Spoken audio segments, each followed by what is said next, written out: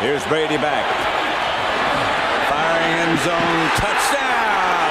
Patriots. David made a great catch. Welcome to Sikkim 365 Radio. And Brady's going to throw deep down the right side for Gronkowski and a touchdown. Sikkim 365 Radio is presented by IdealMRI.com. High-quality MRIs for $497 or less. IdealMRI.com. Your health is important, so is your budget. Toss to White. He's in! Patriots win the Super Bowl! Brady has his fifth! The 3 o'clock hour is sponsored by Waco Custom Marketplace. Meats, sweets, Texas treats, and a cut above the rest. 425 Lake Air Drive, Waco. Brady play action. Looking. Third option. End zone. Gronkowski again. Now here's David Smoak, Paul Catalina, and Craig Smoak. All right, here we go on this Tuesday afternoon. First day of February. January to me just blew by, although the 31 days as long as a month can be.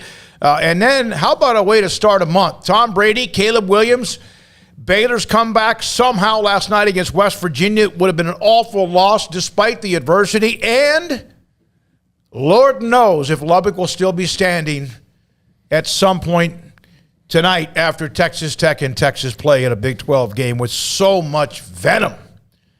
Texas Tech fans have lost their mind, upset, angry, frustrated, bitter, and even saw a note from Craig Way that they needed a police escort, the team bus, to the arena for their practice and shoot-around earlier today. Would you see his video? Craig Way's video? Yeah. Yeah, they're actually on the bus, and Yeah. you can see the Tech fans yelling and screaming and doing all that, and the Texas players are just laughing. They're like, whatever. You know, they just think it's comical and probably a little crazy in a fun way. But, yeah, that's a game that has been circled for some time in Lubbock, and I think bitter is a very good word to use.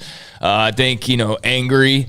Maybe for some, still to some extent, clearly, that yelling and stuff is coming from somewhere, someplace. And, just ready to probably, put a whooping on Texas and their old head coach, which, they better do tonight with all the talking and banging and all that stuff. I mean, if they go out and lose that game tonight, that would be awfully embarrassing. So, this should be a great one. And I know the Longhorns want to play spoiler. I mean, Chris Beard would love nothing more than after all this talk and all the bus stuff and everything else, he'd love nothing more than just to play it cool and then, walk in there, grab a W and walk back out. Yeah. And Paul, one thing about this has not been so much the case because Texas, in some sports, they have struggled, football, obviously. But I have seen teams, when they have played them before, almost get so emotionally tied up that they forget the game's not until tonight. They might hyperventilate or they pucker up. And I know Texas Tech, they're really good, and there's not even many players on that team that played for Chris Beard. Mark Adams obviously is a part of the staff. We understand the connection. We understand going to a Big 12 rival and all that, especially if it's Texas. Because as you said, great comment from Craig yesterday, Texas doesn't have coaches leave them to go somewhere else unless they've asked them to leave. And so it happens with everyone else. And here we are with this game tonight. And it's also a critical game. If UT wins, that's 4 straight. If Texas Tech wins, that means they would have played Texas, Baylor, Kansas, and been 3-1 if they win tonight in those 4 matchups against the other part of the top of the Big 12. Yeah, and I think, heck, the Texas Tech students right now have been outside for 5 days. They're practically feral at this point. So they either that or frostbite. I'm sure. I give them credit because I said yesterday, there's nothing I love that much to go and camp out for 3-4 days to wait for the game to tip off. We used to, when I was in college, and it was either the Miami or the Florida game, you would have to camp out for tickets over one night. You would go out, or it was a day. So the ticket office opened on Monday morning, and people would start getting in line around Saturday afternoon. So it was Saturday night, Sunday night. But you would, and I'm sure the kids did this way, you kind of do it in shifts.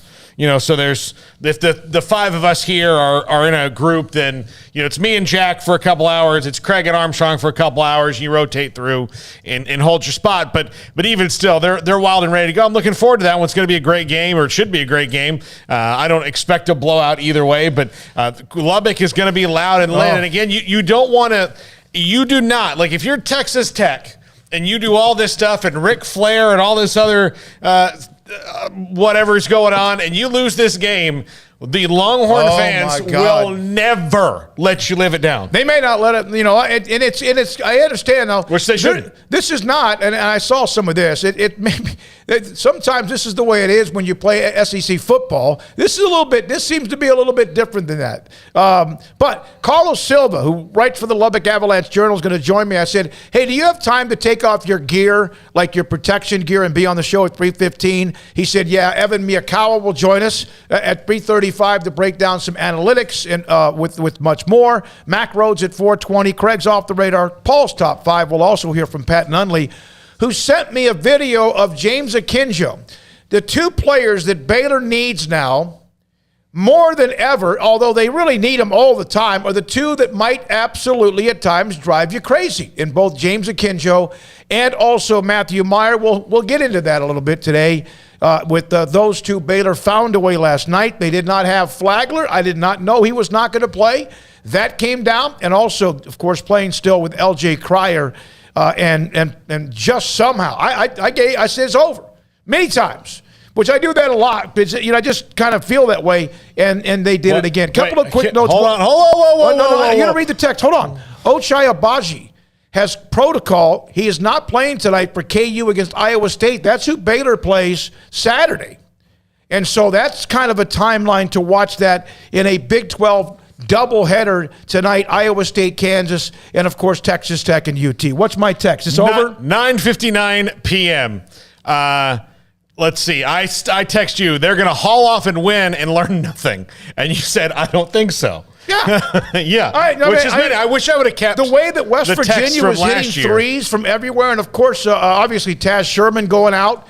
Was not that killed West Virginia in a lot of ways because he's a phenomenal player. But there was a point when Baylor missed 7 consecutive free throws. And you were up, and the Baylor was up at the time, and it's a chance to maybe separate. We've seen this team at times. Free throw shooting can kind of drive you nuts with them, but it's they're just up there. Okay, Taz Sherman could not miss a 3, goes to the free throw line and misses his free throw. It drives me nuts. That free throw shooting sometimes seems to be just so, I don't know, maybe in the way of people doing what they do. No, I don't understand poor free throw shooting at this level. I absolutely do not understand it. if you can hit threes like it's going out of style and do tomahawk dunks, how you can't go stand at the line and hit a bucket. I don't get it. I don't get why it's been such an issue for Baylor for as long as it, because it always seems like it's kind of been a thing. And I don't get it. I don't get how you're not good at free throws. Like, if you're Shaq, okay. That's one thing. And he could have been good. He just didn't care. He simply did not care about free throw shooting. And sometimes it didn't cost him, and sometimes it did. Like, Shaq maybe has another ring if he was a better free throw shooter, for all we know. But, like, for other guys, like guards and I don't get it. I don't like that. That's simply just not doing it very often.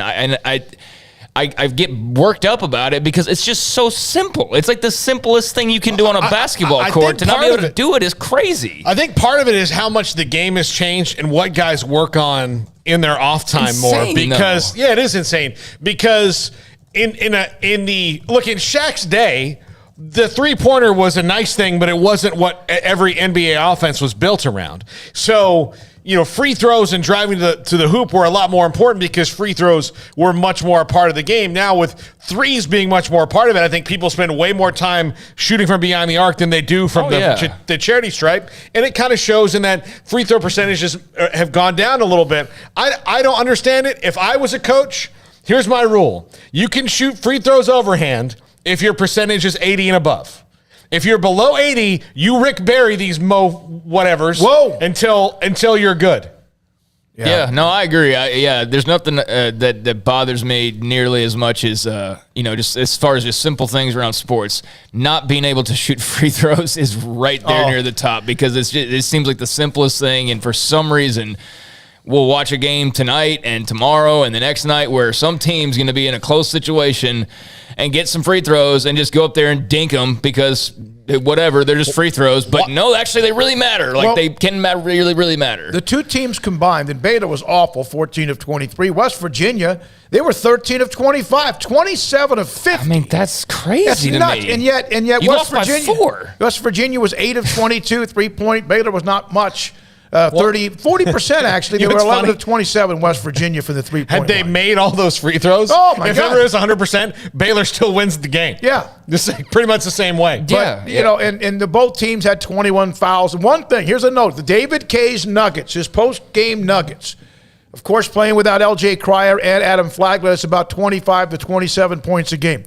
Baylor, which has struggled with turnovers really at times throughout the year because of the fact that there's one true point guard, James Akinjo, and at times he can be sloppy with it. And then, of course, yesterday they're playing without Cryer and Flagler.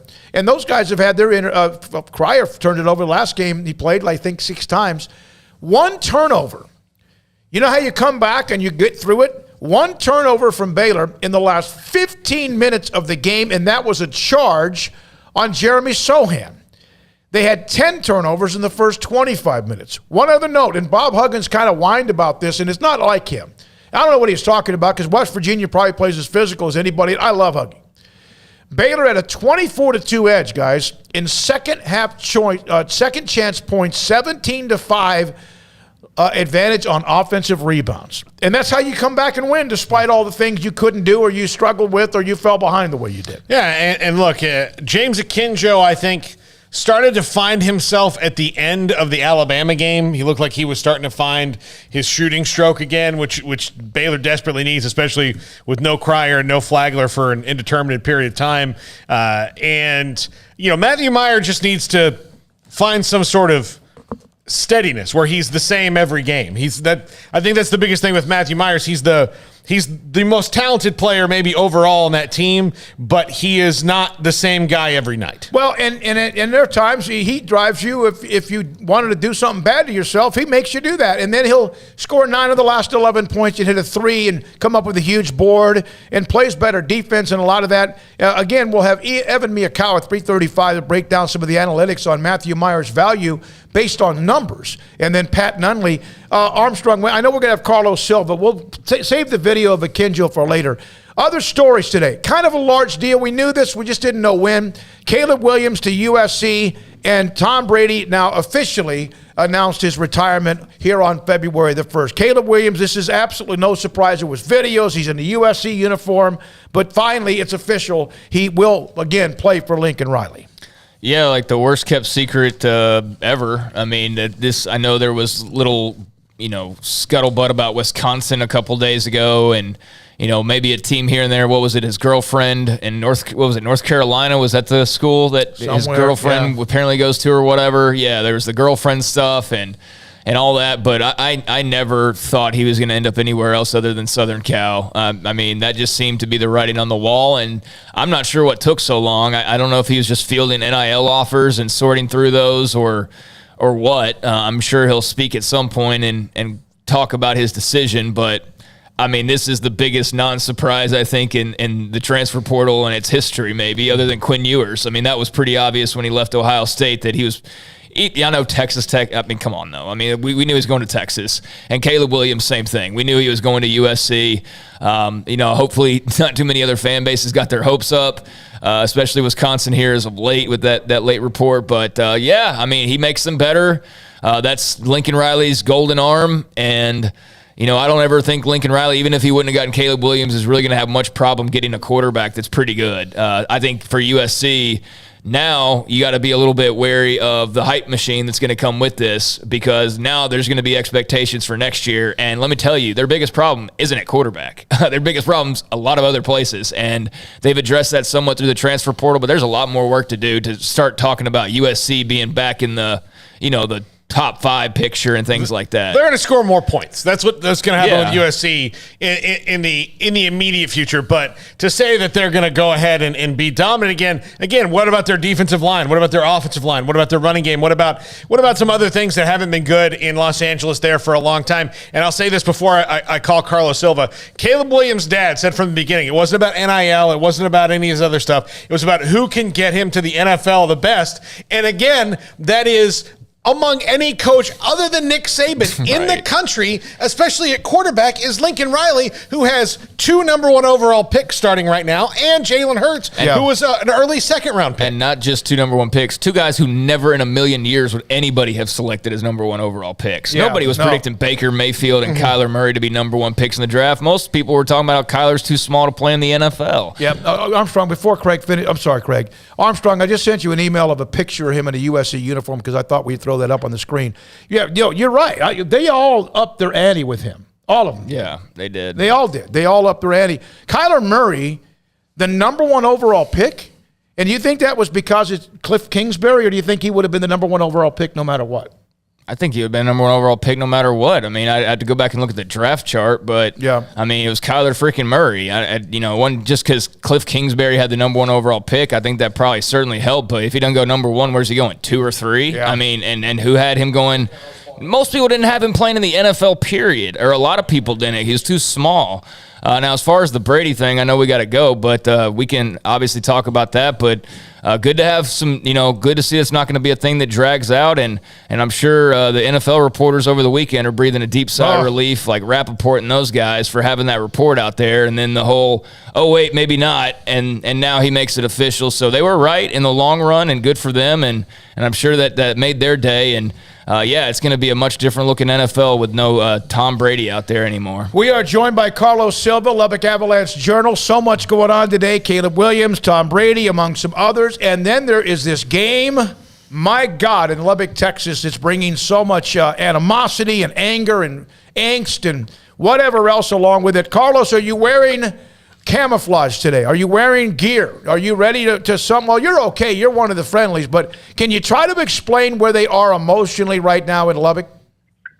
I think emotionally in Lubbock, you're looking at a fan base that is just looking to get back at a coach that they feel spurned by, that went from not only Texas Tech. I think they'd be fine if he would have gone anywhere else, but the fact that he went to an in-state rival, and not only that, but UT of all places, a place that is reviled by this fan base just because of the burnt orange and just for the holier-than-thou attitude that it has to other schools in the state. I think that really kind of hit a certain nerve for Texas Tech fans, and certainly some of the fan base also feels like he kind of did this backhanded, so to speak, with the story about the Plainview McDonald's and kind of all those things. But I think when you look at this game, and And it's funny that you all kind of asked that. The fan bases are fired up, or at least the Texas Tech fan base is certainly fired up, as anyone that has logged on to social media has seen with the bus and kind of all those things. But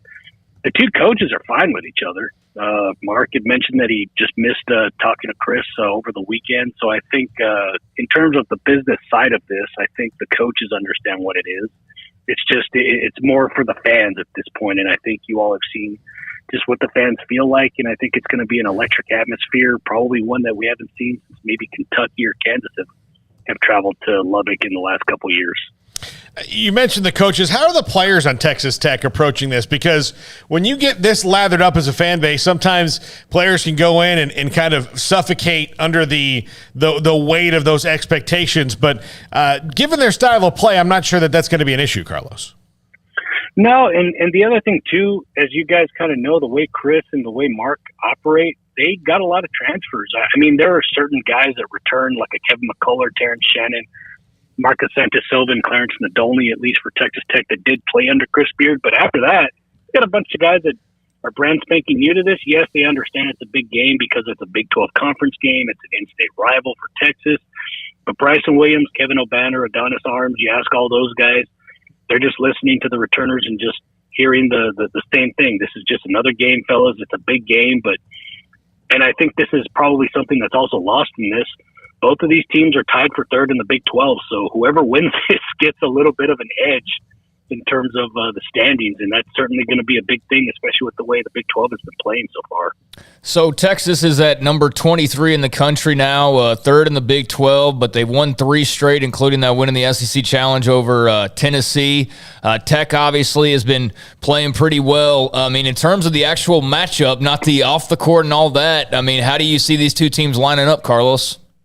It's going to be a rock fight, fellas. Texas likes to play at a slow pace because it puts pressure on the opposing team's defense. But then if you really look at it, the way that the Tennessee game went, puts a lot of pressure on an offense, especially one that scored 1 point. Granted, that was the winning point in the last 5.5 minutes of that contest to beat Tennessee.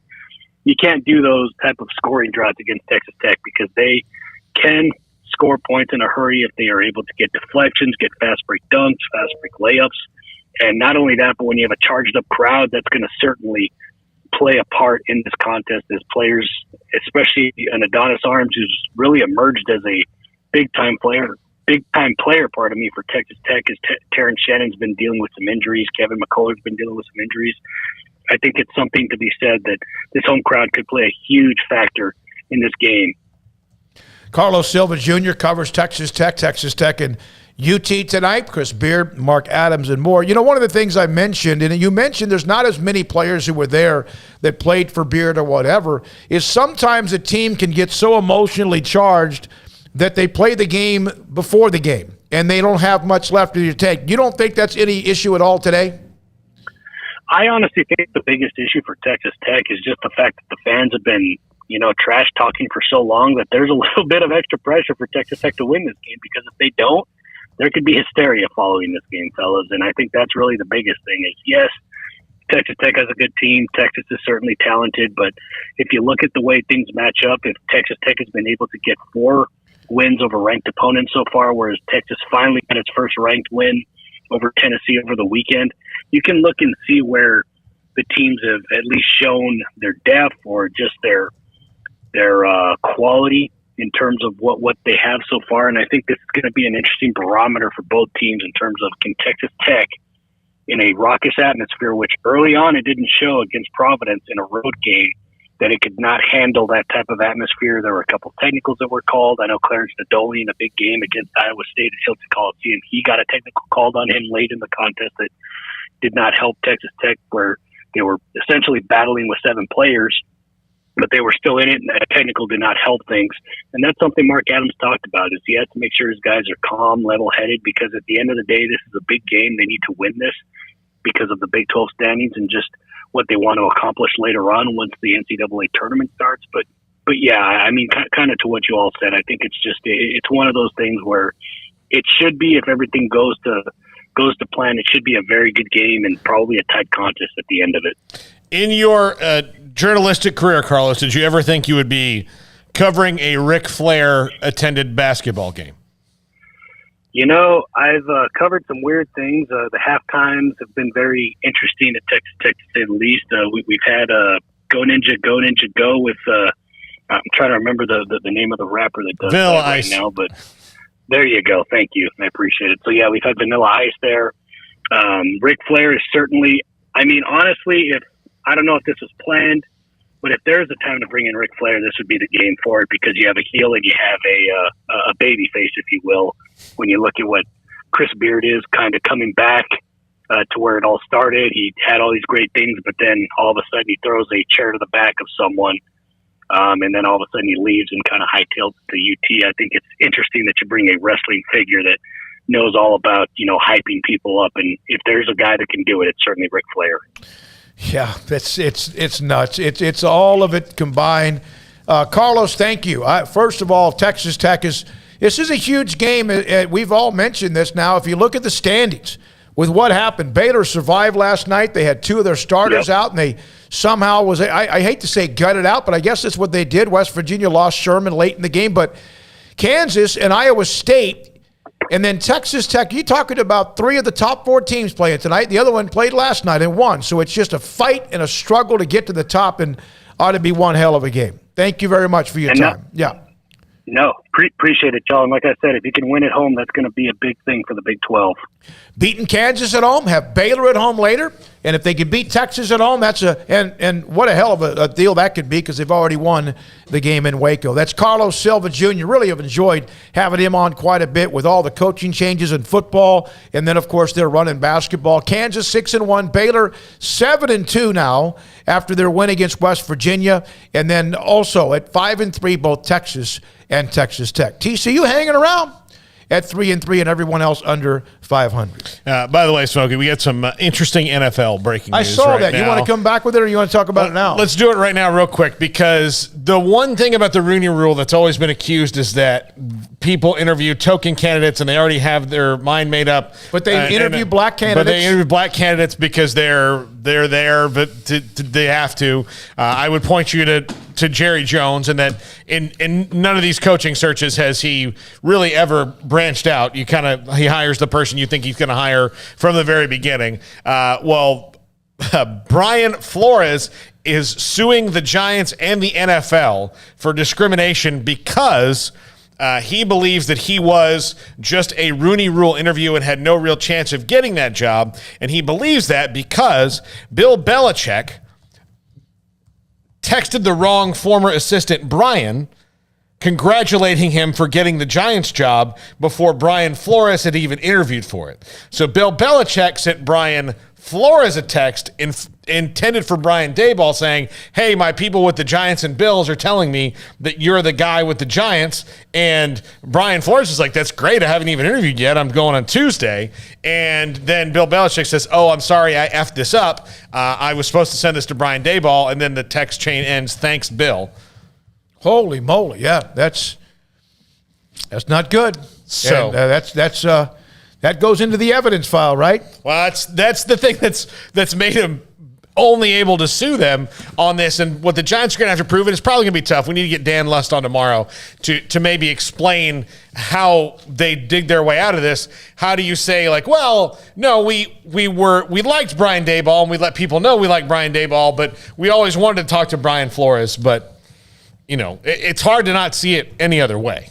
Yeah, that looks bad. It looks bad. By the way, former Baylor assistant coach Glenn Thomas has been at UNLV as their offensive coordinator. He now is at Arizona State with Herm Edwards as the offensive coordinator with Arizona State. He has again with Baylor, but now a long time back and forth with college and the NFL. So that's a note with Glenn Thomas. Good for him. So you have Brady, you have Caleb Williams, you have Texas and Texas Tech tonight. Another Big 12 game with Iowa State and KU. Man, what a day. And we'll come back with Evan Miyakawa here momentarily to discuss some things with Baylor and men's basketball. From Matt, Craig, what is Tech going to do when Texas superfan Undertaker shows up at halftime and slams Ric Flair? I don't know if Taker will make the trip to Lubbock. I don't think he leaves Austin very often at this point in life. He and his former wrestling wife, Michelle McCool, actually. But yeah, they might make it out there for a little cameo. I've seen him at Cowboys games, like waiting outside to go in the locker room. The Undertaker. Oh, okay. So because he's a big Cowboys fan. So occasionally I would be covering a Cowboys game, and then the Undertaker walks through, and you're like, what in the world? Yeah. Yeah, no, he's like regular old Mark Calloway now. Yeah. But yeah, he's just regular old Taker, and I've seen him do like interviews and stuff since he retired. Actually really retired. And it's weird. It's kind of weird to see him just sit back and talk. But yeah, he's a huge Longhorns fan, goes to a lot of events, and that'd be cool to get him in the building, though. Hopefully Texas thought of that. That would have been brilliant to counteract Ric Flair with the Undertaker. And at this point, I would take I mean, Rick's pushing it up there age-wise. So, yeah, Taker's still doing okay despite being a bit banged up from the long career. But good idea, though. All right, a couple of notes on the Brian Flores story. A couple of you also mentioned that on the chat room from Blake Robinson. If that is the case, wouldn't that mean the ADs that do hire a black coach did it to pad their resume, to pad the AD's resume? Huh? Not sure. Blake, kind of explain that if you would a little bit. And by the way, JG Neolardo is back. It's been a while. He has Undertaker better than Ric Flair. Yeah, for sure.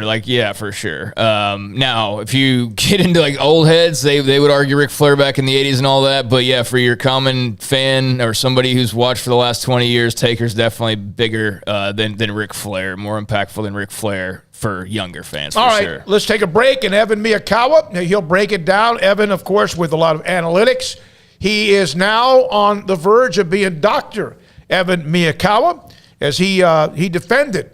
What do you call that, Paul? His dissertation. And congratulations for him on that. He'll join us here momentarily. He's got some news and notes as far as some stats on the value of Matthew Meyer, Sikkim 365 Radio and 365 Sports. Pioneer Steel and Pipe.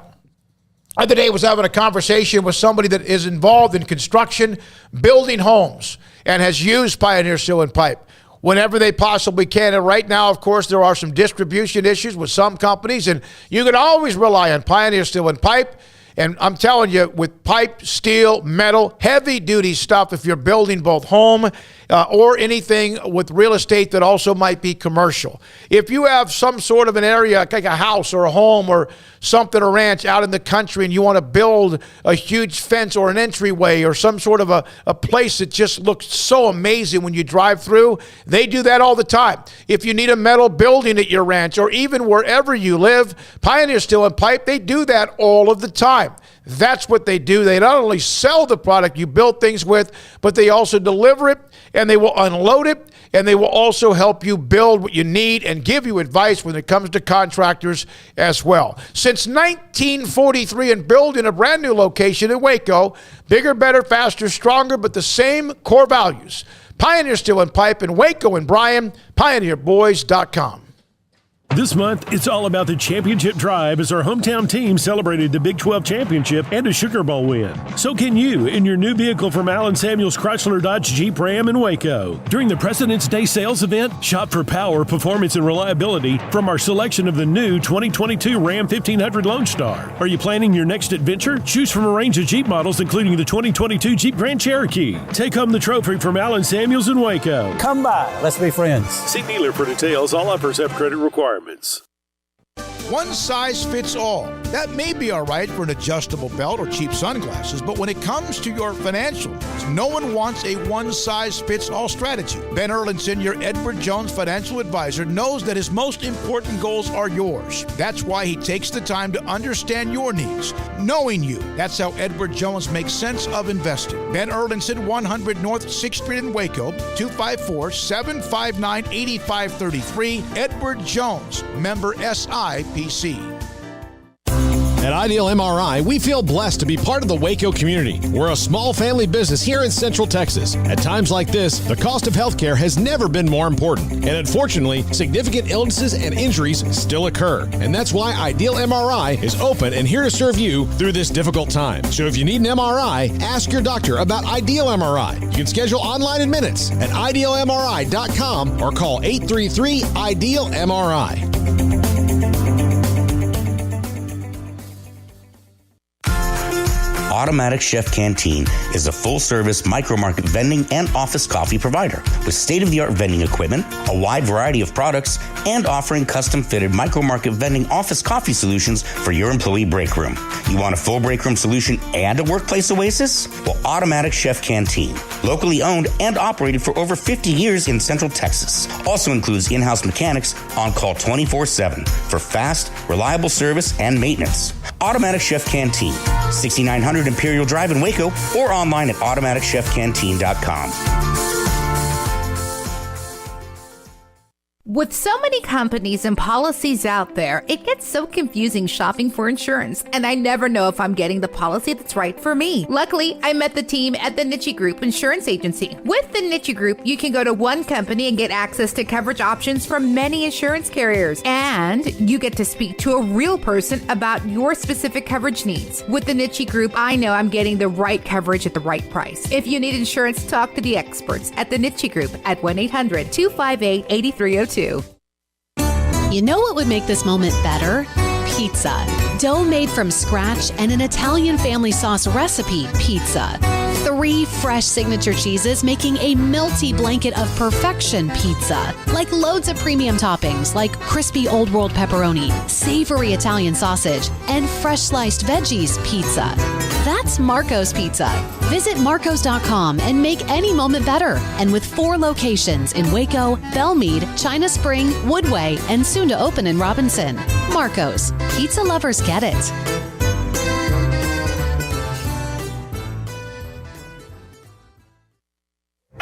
Stepping into a new pair of boots is great, but stepping into the boots of a U.S. Army officer can also add confidence and leadership skills to your son or daughter's career path. There are more than 150 occupational specialties to help them find the best fit for their future. See all the things your son or daughter can achieve in our boots at GoArmy.com.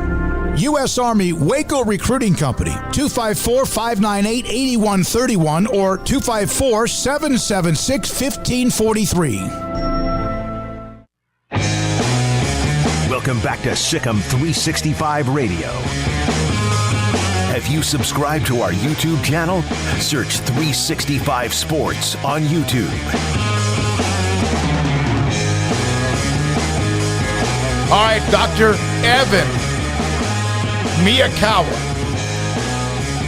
We got to know him last year when he started putting up a lot of stats, analytics, and just numbers that show things, prove things, maybe explain things. And Evan Miyakawa, Dr. Evan Miyakawa, Baylor University, joins us on Sikkim 365 and 365 Sports on YouTube. What was that when you found out that you had defended your dissertation? I can't even imagine that level of excitement.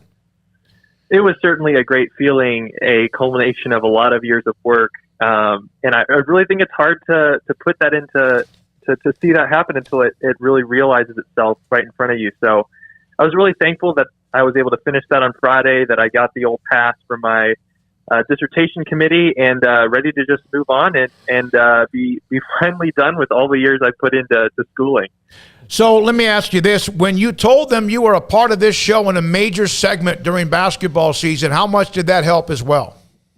Didn't help one lick, unfortunately. They did have to give a disclaimer at the beginning of my dissertation that it actually was not about basketball. So at least they recognized it in some form, but yeah. All right. Well, I love the new look of the site, Evan, by the way, some of the stuff that you've got up there now. One of the things I think people would find interesting about Baylor, your second-ranked overall team, and they have the 6th-ranked overall player who would be Matthew Meyer, but they do not have one of the top 10 5-man lineups, which is pretty interesting. Why is that? Yeah, correct. I do think there's a lot of noise when it comes to top 5-man lineups, partly due to the fact that, each individual lineup, there just can be a lot of randomness to that. So, the top 10 lineups or top lineups aren't necessarily representative of, the top 10 teams in the country.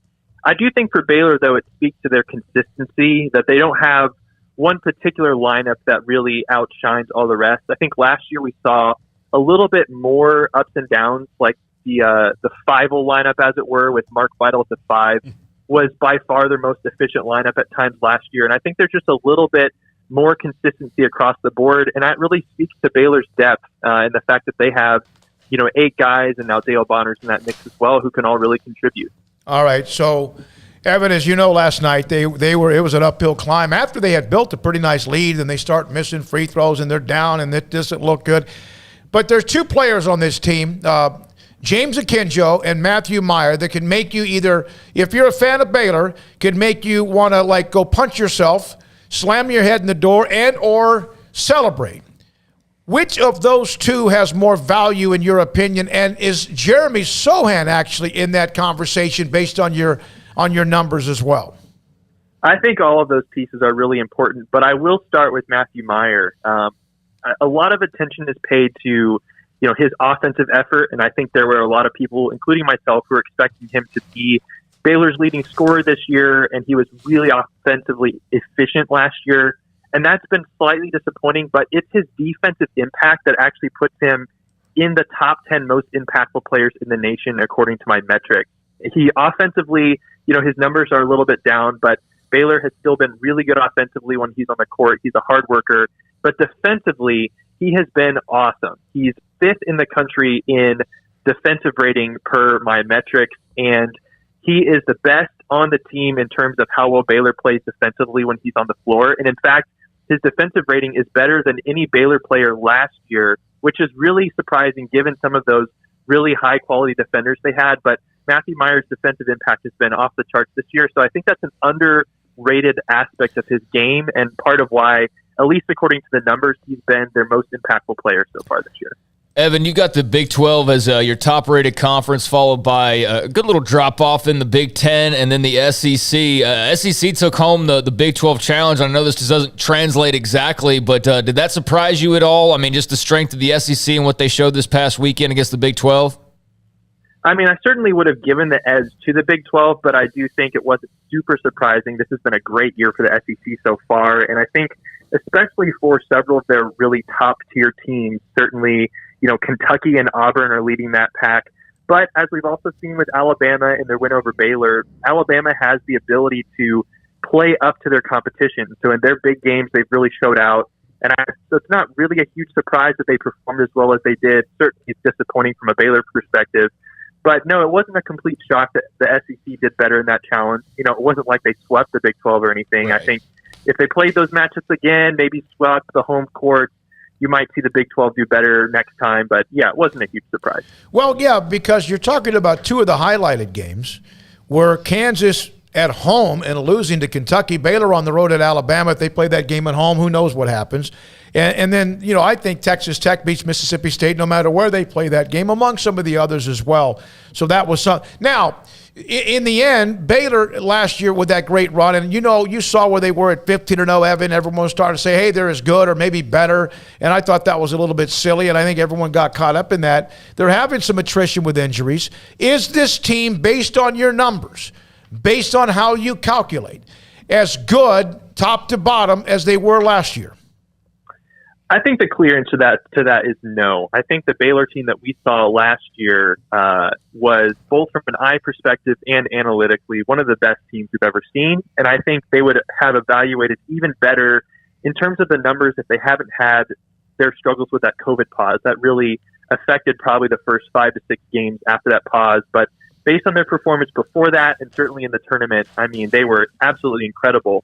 Now, this Baylor team this year, I don't think they're as good, especially in terms of their ceiling, but I think the thing that's really struck me with this team, especially early on in the season, and I think this will come back towards the end of the season, is their control. They're just so consistent. I think they have arguably one of the highest floors of any team in the field right now in terms of when they aren't playing very well, they can still grit it out and get results.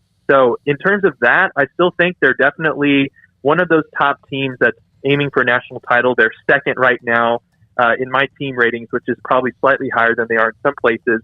But I think part of that's because it's really easier for people to overreact and have recency bias. But when you put Baylor's work together up to this point in the season, they are still one of the best teams in the country, and I have them rated right behind Gonzaga at number 2. With Gonzaga, I mean they've got another great team again. That's going to be there at the end of the year. But how do you compare that team to last year? I mean, you don't lose, Kispert and Jalen Green and just be the same, much like Baylor doesn't lose the guys that they lost and turn around and be the same. Yeah, I think it's a very similar story. Gonzaga is still very good this year, but not as good as last year. And again, I don't think that's a knock on them at all. I think we saw two historically great teams that were by far in a tier of their own last year. Baylor was the best team. Gonzaga was by far the second best team, and then there was a clear drop. And so I think this year's Gonzaga team still is really, really good and definitely capable of winning a national title. I just think the gap between, them, Baylor, and the rest of the field is a lot closer than it was last year. But, makes for an entertaining March Madness. I still do think that they are right now the favorite to win, certainly in terms of what they have on their team and their performances so far this year. They certainly haven't taken a big drop from last year, and with some of the freshmen that they brought in and a transfer or two, they're still in a good spot for sure. So, Evan, on your bubble teams, you've got West Virginia right now as one of the top bubble teams, and obviously that was a tough loss for them last night. That made, 6 games in a row they've now lost, Bob Huggins and the Mountaineers. How much more room can they afford here? How dicey is it going to get depending on how they close this stretch run? I do think one of the things that's in West Virginia's favor compared to several of the other bubble teams, such as, say, SMU or Notre Dame or Wyoming, those are the other teams that are in that last 4 in right now, is that their level of competition they're playing is so high. I mean, there are no bad teams in the Big 12. I think the lowest team is still a top 70 team, at least recently. So if they take a loss or 2 or 3, it's still not really going to look that bad on their resume because you're expected to take losses. Whereas for some of these other teams that are in weaker conferences, even the ACC this year, some losses look very bad that can really make your resume metrics plummet. So I think West Virginia is certainly not comfortable by any stretch of the means, but, given the way that Bob Huggins coaches this team and the way that they often play well down the stretch, again, they're going to have to get results, but I think they don't have a lot to be worried about if they take care of their business. Evan, okay, changing and throwing all these numbers into a big, huge wheel and spitting it out like a lottery. What are the chances, what are the odds that some fan gets ejected in Lubbock tonight during the Texas Tech and Texas game? I feel like I would probably bet money on that happening if I had to pick one direction or the other. I mean, seeing some of the videos for their reception of Coach Beard on campus, it's pretty crazy. I really hope it doesn't come to that.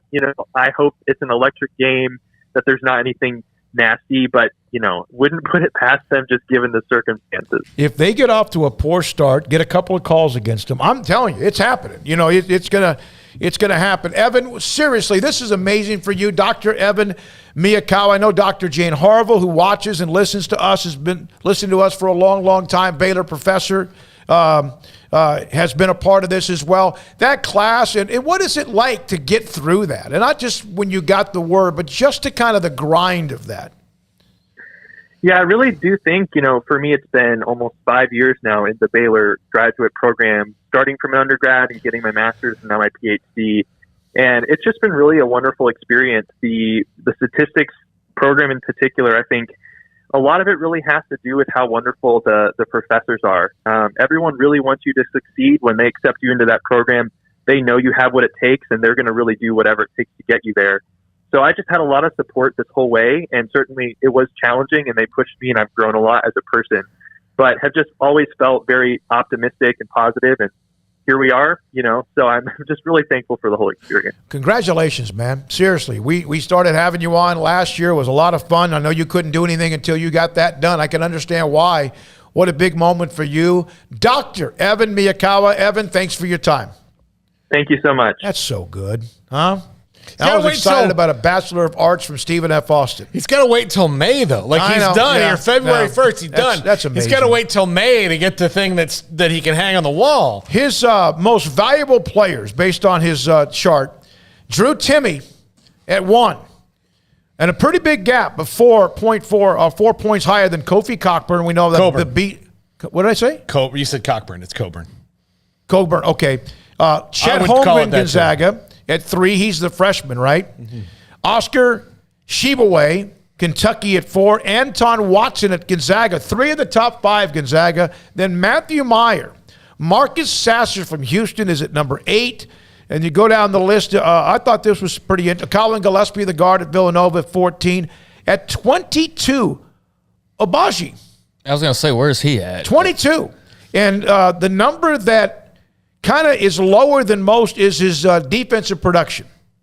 And then Jeremy Sohan right behind Ochai Obaji from Kansas at 23. Well, he's got Obaji as top 10 MVPs. Yeah, he does. Yeah. Grayson Murphy of Belmont, his MVP, Timmy at Gonzaga, Shibaway, Coburn, etc. But, there's a lot of good information. EvanMaya.com is where you can go check out all of his stats and graphs. He's got fastest teams ranked. He's got MVP ranks. He's got game predictions and all sorts of other stuff. I don't know how he found the time with all the schoolwork, but that's why he's got a doctorate, and I'm sitting here co-hosting this radio show. I mean, that's pretty much the bottom line. You could not put all of our degrees together at once. And mine includes an Associate of Arts, by the way, Paul, that helps prop it up a little bit at Tyler Junior College. It wouldn't get close to anywhere where here's Evan the thing. is. Evan never tried the gauntlet that was Tyler Junior College. No. I mean, look, he just jumped right into Baylor. You know how many people get into Tyler every year? Not a lot. I mean, that's a very true thing. It's not a very big school, but because you can't get exactly. in. Yeah. Exactly. All right, coming up, we'll have a couple of more notes. One, college basketball. There was a player that Baylor recruited quite a bit, a young man from East Texas, kind of an athlete, wide receiver, does it all, who I thought was going to end up at USC, but he had committed to another Big 12 school today. A little bit more about Baylor's game last night with West Virginia. How about tonight, KU, Iowa State, Texas, and Texas Tech as well.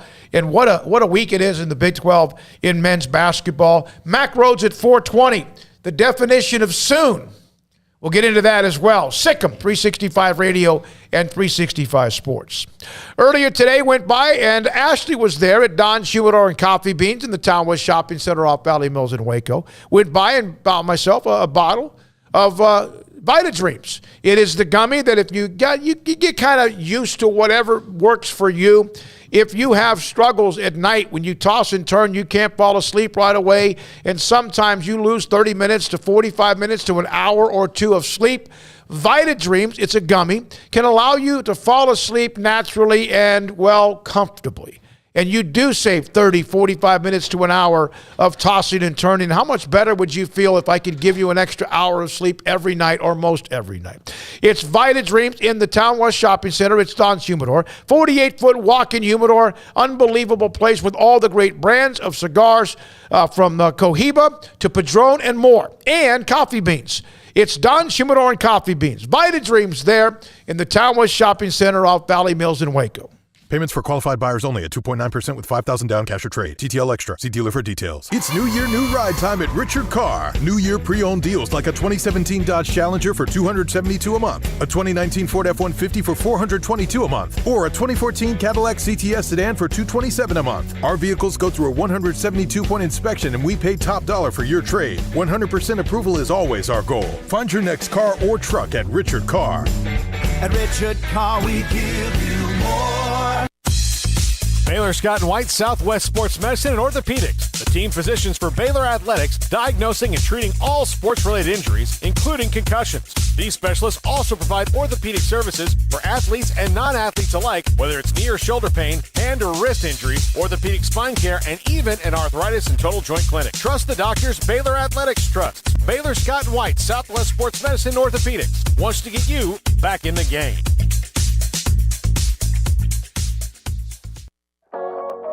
Waco Regional Tennis and Fitness continues to add more weapons to your getting or staying in shape arsenal with 8 brand new treadmills ready for you to run or walk a mile or 2 or 10. And with the explosion of interest in pickleball with instructors Joe Rosa and Jody Thurman with more courts available. Waco Regional Tennis and Fitness with large flat screens stretched across the weight room with Wi-Fi available, their own app to enjoy news, business, weather, or sports. Everywhere you look, there's energy, passion, and commitment. New touchless water fountains fountains outside of each locker room, and all the locker rooms with showers, sauna, and whirlpool. Upgraded PA system throughout the world-class tennis courts with a youth academy led by pro Britt Coleman. Fitness and tennis merchandise available and a tanning bed. I promise you'll look and feel better. You just need to walk through the front door. Waco Regional Tennis and Fitness with personal trainers Christy London and Randall Corley. 40-plus group exercise classes, including twice-a-week boot camp. It's time to react today, not tomorrow. Waco Regional Tennis and Fitness on Lake Shore Drive in Waco.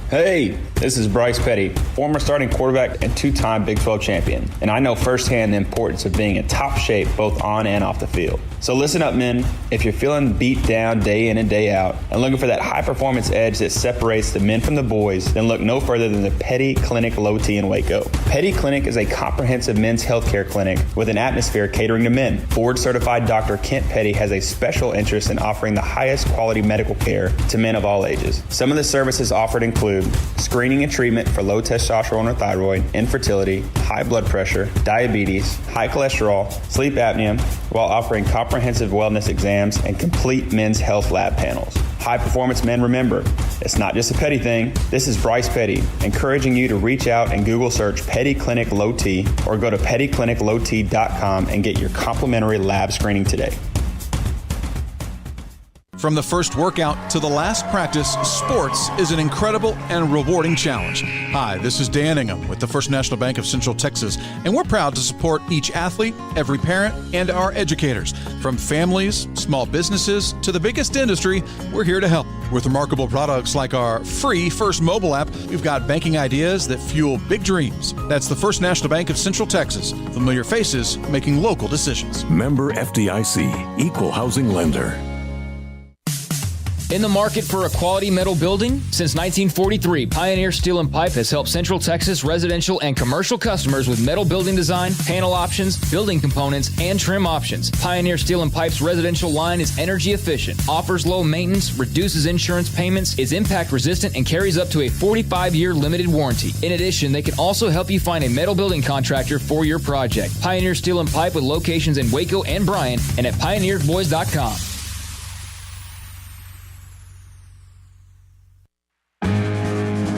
This is Sikkim 365 Radio. Text us at 254-339-1122. The Sikkim 365 Radio text line is sponsored by Riverbend Liquor and Wine, with the most extensive variety of craft beer in Waco. A hidden gem on Lakeshore Drive and 19th Street. Had a comment earlier on the chat room that we don't give Houston enough credit or exposure. We have mentioned the Cougars quite a bit, actually, and Kelvin Sampson there is an interview request from me to the university's media relations department. They are really, really good, and of course played last year in the Final Four. I love that team. I really do. I like it. They've had some adversity, and they keep winning. DJ Allen from Gladewater High School. He was interested in Baylor. USC was on his radar as well. He today has committed wide receiver athlete to four-star player to TCU. Right before, on the eve of National Signing Day being tomorrow, among the top prospects in the 2022 class. There are some tomorrow, a couple of big-time linemen, of course, Perkins and others tomorrow, who will make their decisions after so many signed on the mid part of December. Yeah, I mean, he was a TCU commit and then decommitted and now ends up back at TCU. So good for them to get that win that I guess Gary Patterson was going to have initially. And then, a lot of thought was that he would probably end up at USC with Lincoln Riley. And I don't know if there was much more scuttlebutt about potentially other schools or whatnot. But, he just winds back where he started, basically. And that's a nice addition for Sonny Dykes. I mean, we know that the Frogs offense will probably score points. I have questions about, just how much what they did at SMU is going to really translate to the Big 12. But we'll see, starting in September. And I'm looking forward to it because they're a big question mark to me. I mean, there's a lot to like, and then there's a lot of just questions, about TCU. From head coach on down and how they'll fit in after 20-plus years of the same thing and the same guy. And I know that, towards the end, Gary Patterson wasn't barking on the sidelines. It was Jerry Kill. But, still, he was still around. He was lingering. He was still preparing game plans to beat Baylor because he has such a was the Crawl saying gets whatever this thing is crawl. A bee in the bonnet. Yeah, or bee in the bonnet. Whatever. He had that for Baylor, and so he was still around, but now he's gone. He's way gone. And it's a whole new era. So good pickup for them. I think they'll recruit pretty well. But ultimately, yeah, I'm very curious to see how that regime works. Basically, just moving wholesale from SMU to TCU. All right, so Tom Brady retired, guys. He's the number one player ever when it comes to touchdown passes by 50 over Drew Brees. All-time leading passing yards in NFL history by 4,000 over Drew Brees. He won 7 Super Bowl rings, had some gut-wrenching losses. Charles Haley had 5, and then there's a chunk with 4. 7! Yeah. And lost in a couple of them. Yeah, Charles Haley was 5-0, and I think when we have him on the show, he kind of reminds people of that he never lost one. But Tom Brady, this is kind of a Michael Jordan retiring moment in sports, in that he is the greatest quarterback to have ever played the game, or the most successful. You can probably argue on skill, but there's nothing that's not his. That's number one. Yards, touchdowns, Super Bowls. He has his naysayers about stupid things, which are people who are just insanely jealous of the success that the Patriots and Tom Brady had, and the Buccaneers and Tom Brady had, or that Tom Brady had wherever he went. I'm going to miss watching him play. I am too. But it is, I think the NFL's in good hands, and the Buccaneers are going to be different next year. I mean, they were able to bring the whole team back this year on short-term deals to try to run it back and get another one. They did not. And there's going to be guys who are gone. Chris Godwin's probably gone. That's a pretty important target for Tom Brady to be gone. A lot of the guys, Leonard Fournette might be gone. Gronk. Gronk. You think does this seal Gronk? Yeah, I would think so. I don't think he wasn't even going to practices half the time. Like, he just showed up at the end of the week when he had to, and Brady told him what to do. I mean, he said Brady just tells me what play to run, and that's what he was doing. He had the most loose contract maybe in NFL history in terms of what he was asked to do. Mm-hmm. And he basically just showed up at the end of the week and played in games, and that's all he did. So I would think Gronk's way out of the door at this point in time, and probably back to WWE or something like that. But Brady's the GOAT. I don't think you can argue with the numbers. There might be others who think that Joe Montana was a better this, or this guy was a better that, or whatever. But you can't argue with 7 Super Bowl rings. I'm sorry, you can't. Montana had 4. And that was thought to be just completely, the pinnacle. And there's Bradshaw no way. And Montana. Yeah, Bradshaw as well, right. Ted Hendricks among some others. Yeah, not many. Yeah, Ted Hendricks would never cross my mind. But not many of them have done that. But to nearly double that, he nearly doubled it. Come on. And this wasn't some flashy first-round pick either. Everybody knows his backstory and the dumb combine photo and how average he looked. But, deflated balls or whatever people want to throw in there. 7 Super Bowls, guys. Come on. 7 freaking Super Bowls. And the 2 he lost, one of them took a spectacular, unbelievable catch by David Tyree with one of the best safeties at the time, with Rodney Harrison trying to peel off his helmet. Last 3? Lost 3 Super Bowls. 2 to the Giants and 1 to Philadelphia. That's right, to Philadelphia. And played in 10 freaking Super Bowls. Yeah, and there were some that they won that were the first few was Vinatieri, the kick to beat the Rams. The Seahawks game. The Atlanta game, 28-3. Seahawks. There's so many that they found a way. And so I say there are a ton of players with 4. Most of them are attached to the Steelers, or in some cases the 49ers, even the Raiders.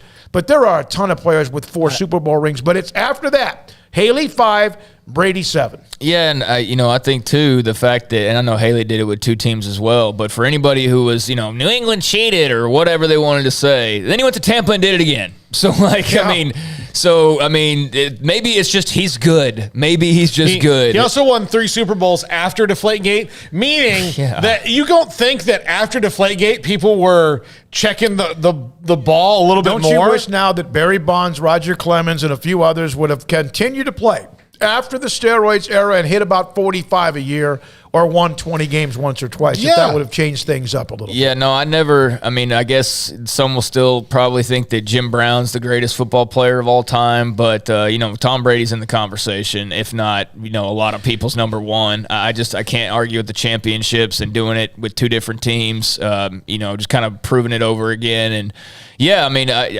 I never, there's certain guys that come across the league and I'm like, I don't really like that dude. But I never had that with once. Brady. Yeah, I never really did. I didn't really think about him one way or the other. I was never like a huge fan of his, and I never hated him to death like some people do. I just appreciated him. And, it's going to be definitely very different to not see him out there or hear him talked about. I'm sure he'll be in a broadcast booth or something. Who gets a highway in Boston named after them first? David Ortiz or Tom Brady? And I saw a lot of talk, and I know we're going above the 4 o'clock hour. That's fine because we have Mac Rhodes in 15 minutes or so. That he didn't mention Boston or the Patriots in his goodbye today when he put up Instagram or Twitter, whatever. He'd already said goodbye to them. Paul, you mentioned that. And I went back and looked at that, put a huge newspaper He responded ad. to Robert Kraft today with Robert Kraft. Yeah. I mean, so he's done it. But people get so sensitive. The guy, it's not about you, Boston. It's about Tom Brady. And look, he might get one in Tampa first because they've got a history of that because the Leroy Selman Expressway exists there in Tampa. But I would think that like Big Poppy Highway and the Tom Brady Interstate are on the way. As good as Breeze, as long as he played Peyton and Favre, Brady had tons more touchdowns. Look at Mahomes.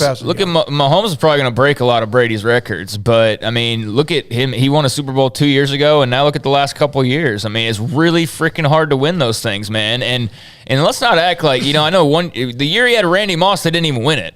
Yeah. They went undefeated and then got to the very last game and lost in the Super Bowl to the Giants. But, outside of that, I mean, name, his star players that were around him. He had a lot of really good players, but he didn't have a ton of, he didn't have a Michael Irvin and Emmett alongside him the entire time. Julian Edelman. Edelman. He had 2 Hall of Fame players for sure that were targets. Randy Moss and Gronk. Yeah. Now, Julian Edelman will Moss was not a long-term deal. Yeah. Edelman will get argued until forever about his credentials and because rightfully of his postseason. so. He was very good. But, and maybe there might be an offensive lineman in there different running backs that gets in there. But most of the Hall of Famers that Tom Brady played with were on the other side of the ball. Yeah, and Vinatieri. Aaron Rodgers is pretty good at what he does, and I don't know if he's going to play another year or 5. He's 175 touchdowns behind Tom Brady. Now, that doesn't mean it can't be done. If he ties that. 44 years and you can get up to that number, and Aaron Rodgers is unbelievable. And so that's kind of where he is ahead. He came in the league earlier, obviously, than Aaron Rodgers as well. All right, so when we come back, 4 o'clock hour, so far on the day, Tom Brady officially retires. Caleb Williams officially announces he's going to USC. You have Texas and Texas Tech tonight in the Big 12 in that game in Lubbock with all that atmosphere. Baylor scratches and claws out a win against West Virginia. West Virginia would have won a game of horse with all of where they shot and made shots from in every angles. They were fantastic. Tough loss for the Mountaineers. This, Sikkim 365 Radio and 365 Sports. Marco's Pizza, founded in Ohio, actually in a city named after a state, Oregon, Ohio, just outside of Toledo. Been serving delicious pizza since 1978. Doing things the right way. Love pizza. They make pizza. No question about it. Dedication to quality made them one of the fastest growing pizza brands in America, providing plenty of delicious moments and opportunities along the way. They founded Marco's Pizza back in 1978, cutting delicious slices ever since. Because when you love something this much, you want to make sure you're a part of the business and deliver that great taste of Marco's Pizza. And right now, online, $3 off large specialty pizzas. Use the code SPECIALTY3. Unlimited medium one-topping pizzas, $7.99 each. Order now. And also, by the way, order extra and call it in for an encore. And, of course, they have the Magnifico. That's the one that we've ordered here, pepperoni's favorite pizza, the large pepperoni Magnifico with 2 different pepperoni. It is loaded up, with pepperoni. Marco's Pizza. Go online, marcos.com. Pizza lovers get it. Baylor University is where lights shine bright. So, let there be light. Let there be roommates and teammates, scholarship and championships. Let there be fresh starts and new traditions, fast friendships and lasting impacts. Let there be laughter. Let there be joy. Let there be light. Baylor University, where lights shine bright.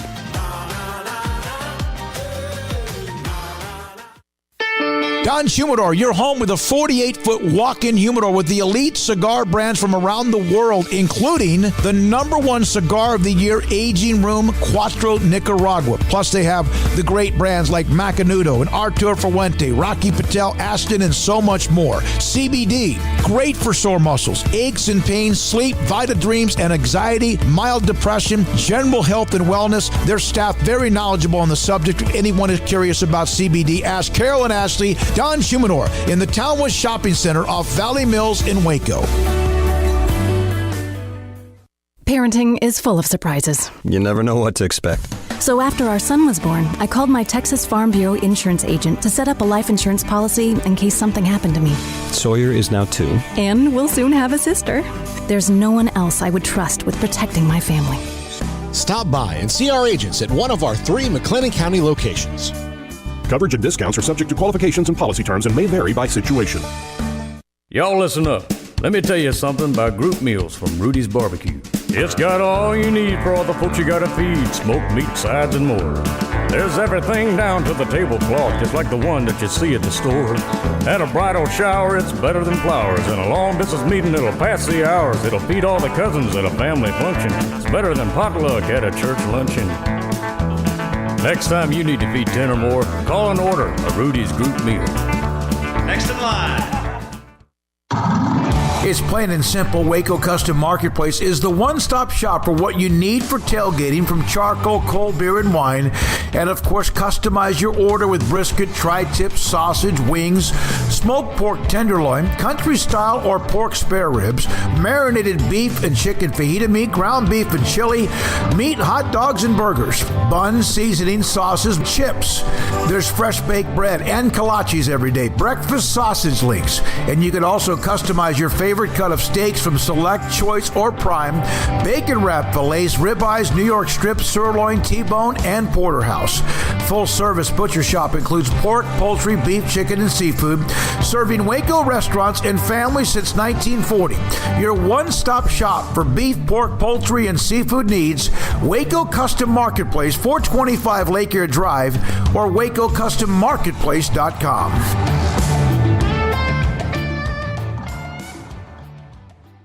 Sports bettors, it is that fantastic time of year. The NFL playoffs, the Super Bowl, college basketball, the NBA, all of that coming up right now, and with great action at BetUS.com, the 3-decade leader. And right now, for just $50, you can get in with our promo codes, SICK'EM125 for a 125% bonus on cash, or SICK'EM200, that's a 200% bonus on crypto. So go to BetUS.com today. $50 gets you a 125% bonus on cash or 200% on crypto with our promo codes, SICK'EM125 and SICK'EM200. That's at BetUS.com. Welcome back to Sikkim 365 Radio. This season at career highs. Pincho matches and buries it from straight up. The 4 o'clock hour is sponsored by Boozer's Jewelers, the wedding ring store, specializing in custom jewelry and repair, all in-house. Now here's David Smoak, Paul Catalina, and Craig Smoak. How about Dale Bonner, the last couple of 2 or 3 games coming off the bench? In the last 7 games, he had consecutive healthy did not play. Baylor, of course, had kind of their set rotation, and Dale Bonner, and you heard Fran Fraschilla mentioning this, probably over-mentioned it a few times, that it's going to you'll get better no matter what, if you win the game or not, because of the guys who are hurt and those who are getting more minutes, and Dale Bonner obviously is one of those. Craig, you got a couple of notes on the college football all-star type games going on. Yeah, I probably should just say this for off the radar because I don't have a whole lot. But, Terrell Bernard, Baylor linebacker, not practicing today at the Senior Bowl. Apparently he's tweaked his hamstring. And for Terrell, a little bit undersized for an NFL linebacker as far as weight goes. Seen many mention that he's probably about 10 pounds lighter than your average NFL linebacker, but that's not good for him. I feel like the Senior Bowl is really a big week for a guy like that to show out, and so he's not practicing today. Their game's not for a few more days, but hopefully he has enough time in front of the scouts to make an impression. And that's really most of what I had seen on him was just the fact that he was not practicing. I have seen good news on Taekwon. Have you been? I'm going to get to that. Yeah. All right. Okay. Elsewhere, Taekwon Thornton has apparently been doing really well. If you look at a lot of the people, they're players of the week because the Shrine Bowl practices have ended now. And they have their game in 2 days, so I guess tomorrow will be kind of an off day, do media stuff and all that. But in terms of just random people mentioning, because I don't, there's blue checks, but I know that doesn't always mean anything. And so I don't know who's who as far as the scouting world goes with some of these guys, but there are a lot of mentions of Taekwon Thornton as a player that stood out this week.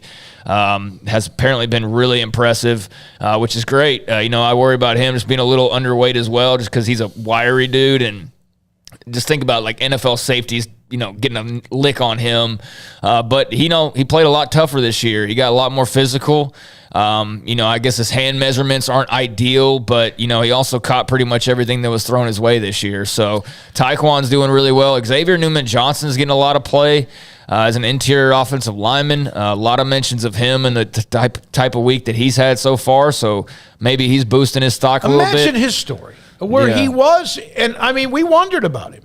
If he's going to come back, is he going to be able to play? And what Eric Mateos did for a lot of those offensive linemen. Well, even if he came back, how good was he going to be? No, yeah. It wasn't a guarantee, no. I mean, it just is what it is. His fifth year to whatever, his second to last year to his last year, I lose count, was the biggest jump I've ever seen from one individual player after the biggest dip I've ever seen from one individual player. That'd be a great top five. Because he was good in 2019. In 2020, he was really, really bad. What offensive lineman wasn't?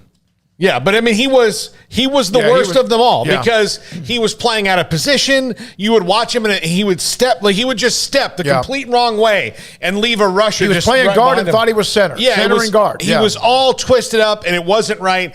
But to hear Matt Rule talk about him when he was a freshman, and Matt Rule hasn't been wrong about a lot of these guys having the kind of talent that he did, you would think, man, this guy's good, and you wonder what happened. And then this year, he was dominant. Not just good, dominant at left guard. Yep. So he's apparently impressing, and that would be great to see him, potentially get drafted. That's not something that I was banking on by any means. I did not have him in my group of guys most likely to be drafted, but there's a big difference in college and the NFL. There's guys in college that you don't think of as stars necessarily. They go to the NFL and they're perfect for it. They're just better fits, and I don't know if any of those guys fall into that category. All of them were pretty good in college, but Xavier Newman-Johnson definitely turning some heads. Taekwon turning some heads. Terrell Bernard needs to get healthy. And Jalen Petrie turning some heads, which I don't think comes as much of a surprise. I did see one knock. He was having trouble, and I forget the player. Really good tight end, but I can't remember his name now. He was having some struggles there, but somebody commented, well, if you're looking for something to complain about, he's not built to go cover tight ends one-on-one. He's not Ronnie Lott. No, he's not. He's not supposed to cover tight ends one-on-one, so don't have him cover tight ends one-on-one, and it won't be an issue. I mean, and I think it might have been even Travis from the website, Travis Reeder, who was talking about, if you're looking for things to nitpick on him, you can find them, but the whole key is don't put him in that position. You don't have to. So why worry about it? And we obviously know how versatile he is. He's going to be just fine. I mean, he's going to be in the running for, I would think, their top player selected, him or JT Woods probably. But yeah, I mean, I haven't seen anything on JT Woods just yet. I haven't really looked, however. But that's a handful of guys that are, competing in these All-Star games that are apparently doing pretty well right now. Well, and we'll keep up with them. And I have been in touch with a scout who's at the Shrine Bowl practices, and that game is Thursday. He's going to jump on with us, and also a member, one of the scouts or analysts. It might even be Jim Nagy, who runs the Reese's Senior Bowl at some point this week as well. All right, the chat room's going. Some more and more on the Texas Tech and UT game coming up, and all sorts of conversations on Tom Brady. Thank you for that. And even Baylor and their win last night, and even a couple about the Boilermakers as far as Purdue. All right, when we come back, Mack Rhodes, Baylor's Director of Athletics, Sikkim 365 Radio. Richard Carr, Buick GMC Cadillac, got a lot of great deals going on right now over at Richard Carr. And, it's been a few months where there's been these supply chain issues and all of that kind of screwing over car dealerships because they haven't been able to have the inventory they'd like to have on their lots, but that is all changing. Richard Carr is getting vehicles almost daily now. So now is the time to get your name on their inbound vehicle list so that you can get your car or truck as soon as they arrive. And they've got a lot of options for you. If you're looking for a truck, how about the Sierra? Available 277 horsepower engine, best-in-class cargo bed volume, head and leg room, luxury interior, and a ride that compares to a luxury sedan. Richard Carr has Sierras in stock with more on the way, and most trucks are at 0% for 72 months right now for qualified buyers. If you're looking for an SUV, they've got 11 different models from GMC, Buick, and Cadillac. They are a one-stop shop to find that perfect SUV for your needs, whether it's a sophisticated and luxurious Cadillac Escalade or it's a fun and nimble Buick Encore. Call now, come by now, or go online to find the perfect SUV for your family. Richard Carr has them starting at $24K. And they're also loaded with premium pre-owned cars and trucks as well. Each pre-owned goes through a 172-point inspection before it hits the lot, and they have over 10 lenders who will do what it takes to get you in a car today, as 100% credit approval is always their goal. So go online or come by for a test drive today and trust the good local people you can count on for over 20 years in Central Texas. Proud Wacoans and Baylor Bears. Log on to richardcarr.com today. That's Karr. Call now or go see them now off Highway 6 at the Imperial exit. Stepping into a new pair of boots is great, but stepping into the boots of a U.S. Army officer can also add confidence and leadership skills to your son or daughter's career path. There are more than 150 occupational specialties to help them find the best fit for their future. See all the things your son or daughter can achieve in our boots at GoArmy.com. U.S. Army Waco Recruiting Company, 254-598-8131 or 254-776-1543. Riverbend Liquor and Wine, Lakeshore Drive at North 19th Street in Waco is a hidden gem. They've got a great selection of spirits, wine, and the most extensive selection of craft beer in Waco in their gorgeous walk-in fridge. And they have an amazing array of high-end bourbons like Pinhook, Weller, Buffalo Trace, Brush Creek, Hotel, Garrison Brothers, Thomas S. Moore, Hooten Young, and Bardstown. Great customer service and a convenient and speedy drive-through window. Riverbend Liquor and Wine. Find out more on Facebook and Instagram.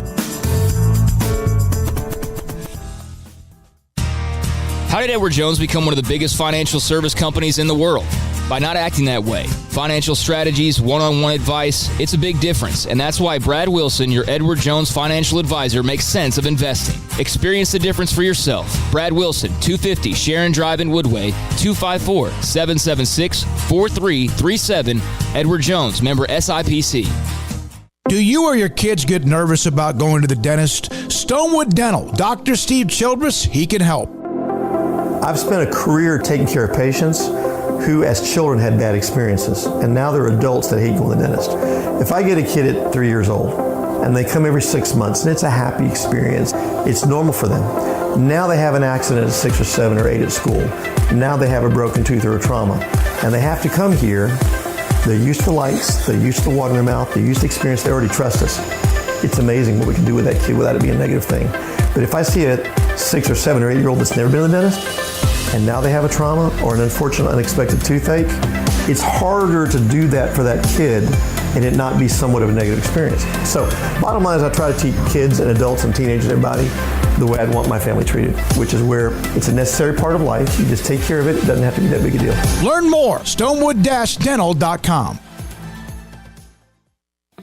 Born in Waco, Brotherwell Brewing exists to serve the Central Texas community with locally crafted beer of the highest quality. They want to bring Central Texas closer to the brewing experience so everyone can enjoy well-made beer as much as they do. For 2.5 years, they've been bringing high-quality beer to Central Texas at their location on Bridge Street in East Waco. Brotherwell Brewing believes in community and bringing people together to enjoy products made in their community. So for your game day, whether it's a tailgate or at home, stop by Brotherwell Brewing for high-quality craft beer made right here in Central Texas, 400 East Bridge Street, and check them out online at brotherwell.com.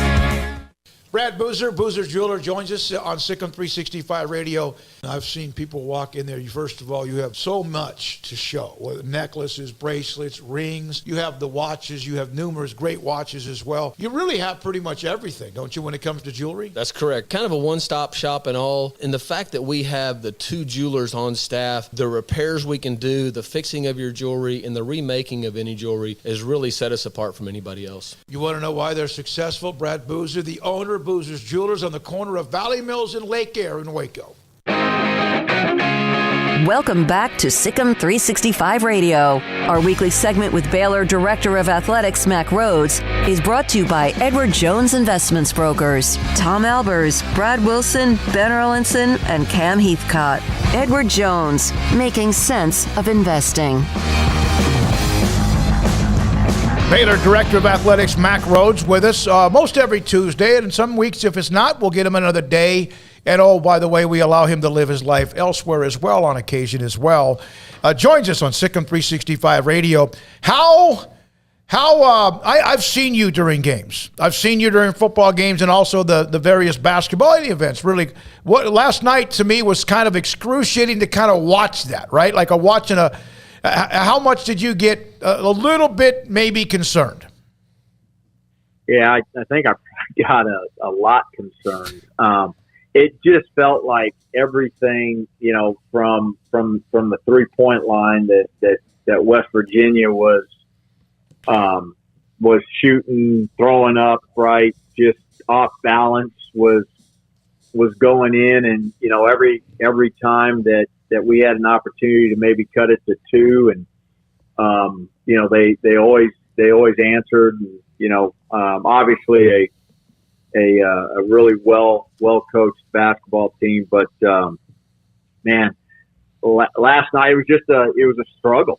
I don't know any other way to describe it, but just a struggle. It just felt like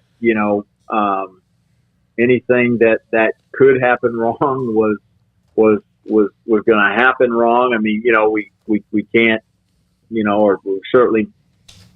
Up until maybe the last minute or two, we don't shoot free throws well. We have a couple individual players just really struggling. But and obviously playing without two really main pieces when you think about LJ and Adam. But proud of the team, man. They just they gutted that win out. Just found a way to continue to stay in it and win it down the stretch. And it's another classic example, I think, of how great a coach, Coach Drew is, and having to find in different ways to win and manipulate your lineup and still come out on top. Mac, we were talking earlier in the show about the free throws. Look, I'm not a basketball coach, and nobody's ever going to hire me to be, but I just want to run this by you. This is what I would do. If you're an under 80% free throw shooter, under 80, you have to shoot them like Rick Barry until you're above 80, and then you can go overhand again. So they're actually, believe it or not, and I know that our listeners are not sure whether or not to believe it coming from you, Paul, but believe it or not, there's some wisdom there. There is some wisdom. When I was at the University of Arizona, one of the former head coaches of the University of Arizona Wildcats, Bruce Larson, shot his free throws underhanded, and he would challenge any person, and for money to beat him out of 100 free throws. And I never saw him do worse than 99 out of 100. So there's some wisdom there. Yeah, you made my day, Mac. Thank you. Yeah, I mean, I remember that's in the meat of when I was growing up with Rick Barry and Wilt Chamberlain. I mean, if Wilt Chamberlain can do that, and he scored more points than anybody for the longest of time. All right, Mac, I do have to follow up. Last week we had you on. I asked you about the Dave Aranda, the football contract, and much more, and you mentioned soon. I know that, and let me ask you this. Is he the last one that really is like is he the last one that really, not that he doesn't care, but it's not on front and center with him right now, even though it's all but done?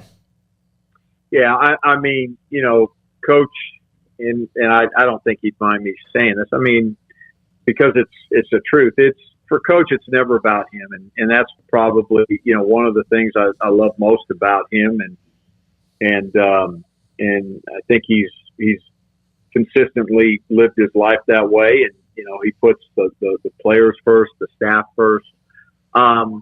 And I'll take it one step further than maybe a week ago. We're just looking for the right date, but the Baylor family can rest easy. It's done.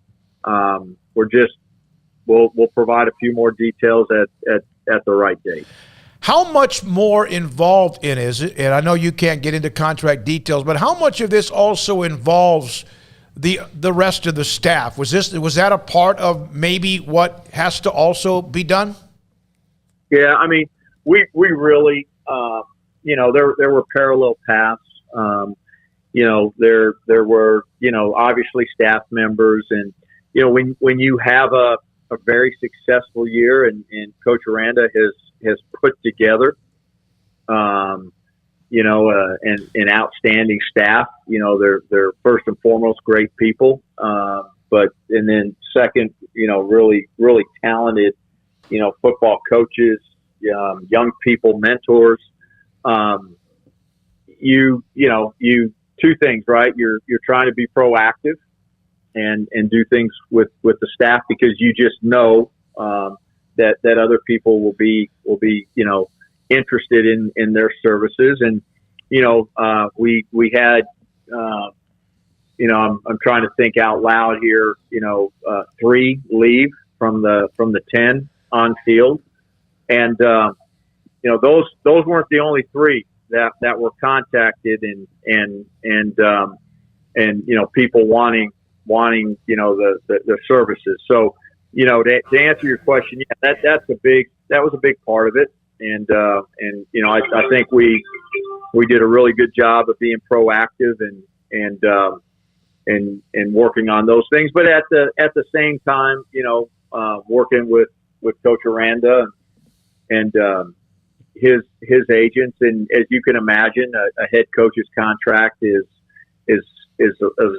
more complicated, and there's different buckets of compensation, whether it's employment or licensing or deferred, and there's tax implications. And so it takes a little bit of time, and then working with an individual that he didn't want any distraction away from the last 3 regular season games, no distraction with the championship game, and no distraction within the Sugar Bowl. And so trying to constructively work on and work through during that period of time without distraction. Again, I said from the very beginning, or at least I believe I said this, that Coach Aranda and I had several conversations, and again, whether it was 3 weeks remaining in the season, 4 weeks, maybe it was even 5. Actually, it was really the Sunday after LSU announced that Orgeron would not be coming back. We had that conversation, and then so some subsequent conversations, but he told me right off the bat that he wasn't going anywhere, and I take him for his word. He's one of the people certainly in my life that I take for his word. So, but we're in a good place. And my other thing is that he does, and I think he even told me this, he does understand perhaps what Baylor fans have gone through, correct, with the coaches and the changes, and perhaps maybe that's why sometimes fans would like to see actually a signature rather than, even if you've said it many times. He's said it many times. I think people have a little PTSD in some cases. Yeah, I mean, I think, candidly, if he had his way, there would be no conversation about it. There would be no declaration that it's done. There would be no, formal announcement. And it's not because he doesn't understand that it's important, but it's because it's not about him. And look, he's given me his word, and that's his mindset, and that's where we are. And I'm going to be here.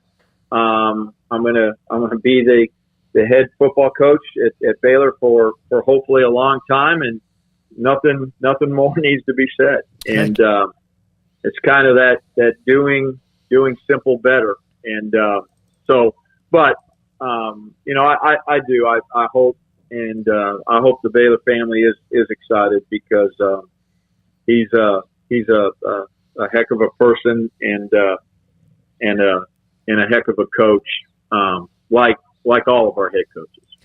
Mac, the Baylor women have gotten off to a nice little win streak, 5 wins in a row now, but safe to say the schedule ramps up a little bit here over the coming week with you got Oklahoma, got 2 games in 3 days against a number 13 Texas squad as well. But do you feel a little bit of juice on the women's basketball side of things right now with the wins stacking up?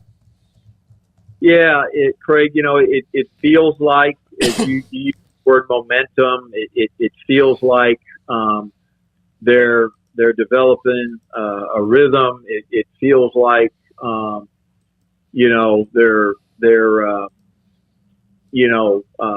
playing better together, getting more and more comfortable, scheme wise, defensively, offensively. I thought that the game at Texas Tech, we didn't defend well, and Nikki let the team know it, and learned and grew from that, and went and played really well defensively on the road against West Virginia. So I think that I think they're probably in the best place that they've been since the season has started. But I also think they certainly have an awareness that it's there's no rest for the weary. It's not getting any easier. And as you mentioned, hosting number 18 Oklahoma on Wednesday, and hope our fans come on out and pack the place. It's a gold out, and then 2 days later, Friday, we're hosting number 13 Texas. And so 2 really, really important home games. And, our fans absolutely have the ability to make it a big time impact on both games. So just hoping they come on out and I'm asking them to come on out and support our young women, because I think it's, I think it's a team that is going to get better and better as the year continues on. Having done this, several times, Mac, when you replace a coach, and this is not just about grading a coach, I'm just kind of curious in the way that you observe, when do you normally see, because I think we're seeing that now with Nikki Collins, the players understand Nikki Collins' system, they understand the differences of what they're playing before, and you can see that in the way that they play now. When do you start to see, is there kind of a moment in each one, or is it hard to gauge? I think it's, I think it probably varies, depending upon, how different the system is and, or the scheme is, and, personalities of coaches. It obviously doesn't happen right away. And, I think a lot of times, and, I'm going to talk about the sport of basketball, because I think it's different with some other sports, particularly with football, just 2 completely different types of games. But I think with basketball, when I've made changes, it's really probably no sooner than, the first third, halfway through the season, until you start to see, the team just get more comfortable with scheme, and the head coach get more comfortable with her team and the culture that they're bringing. And make no mistake, it's hard to follow a leader. I don't care whether it's a head coach or some other type of leader, but it's really hard to follow a successful leader that had a strong personality. And you think about, Dave with Matt. You think about Nikki with Kim, and so it takes a little bit of time to really find that right place and be true to who you are as a person and as a leader. And I think you saw Dave and that transformation, and I think you're seeing Nikki go through that right as we speak. And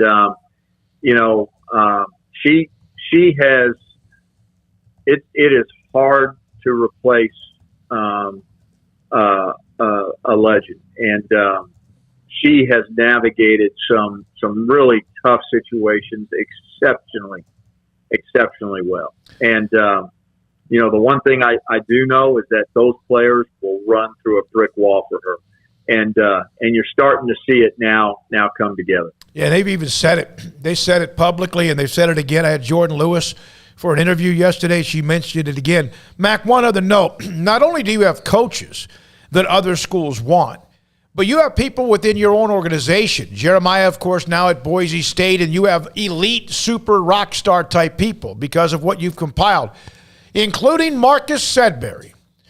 And he's headed to Wisconsin. How big of a rock star is he? Yeah, he's as big as it gets, and it's always hard. It's hard emotionally because I love Marcus Sedberry and I love Ty Sedberry and MJ and Santana, and so personally, that's a loss. That's a blow. I'm losing a Christian brother, and I'd feel that way about any one of my staff members, but so that's hard. And Marcus obviously very talented and did such a great job here, but at the same time, just so happy for him. He's going to go to a really good place, and the opportunity to be the lone number 2 at a Power 5, and Marcus wants to be an athletic director, and so this sets him up and positions him well to do that. So just wish him the very, very best. But we're gonna miss him. But he'll be he's one of those people that our industry our industry needs people like him, and eventually he'll be sitting in an athletic director chair, and our industry needs that. Yeah, I saw that. Craig pointed that out. Of course, great guy. I know that's a loss of you, and you'll find somebody else, but that's also a compliment to not only just the coaching staff, but the administration in athletics. Thanks for your time. We'll see you tomorrow night, Oklahoma Baylor women, and also the game this weekend as well against Texas. Thank you. Thank you, guys. Take care. Mac Rhodes, Baylor's Director of Athletics, with us most every Tuesday in the 4 o'clock hour. Baylor, Oklahoma tomorrow night. Texas Friday night. Then they have Texas against Sunday. The men play in Kansas on Saturday. And Chris on the chat room talking about how Kansas in that area could get 6 to 8 inches of snow, which is better than ice. We're supposed to, here in Central Texas, sometime tomorrow night, get really, really cold. And who knows whether it also brings any kind of conditions on the street and or not. After last year, I drove by H-E-B, which is the big grocery chain here. Last night after the show, went by there. I'm going to get a couple of things just from salad, and it was packed. I mean, every single row was packed. And that's something that's coming in tomorrow night. And so I went by there this afternoon, and it was packed. It's almost like everyone's like building up as if toilet we could paper have. Left. Yeah, all I was trying to do is go get it. Yeah. I was just trying to oh my God.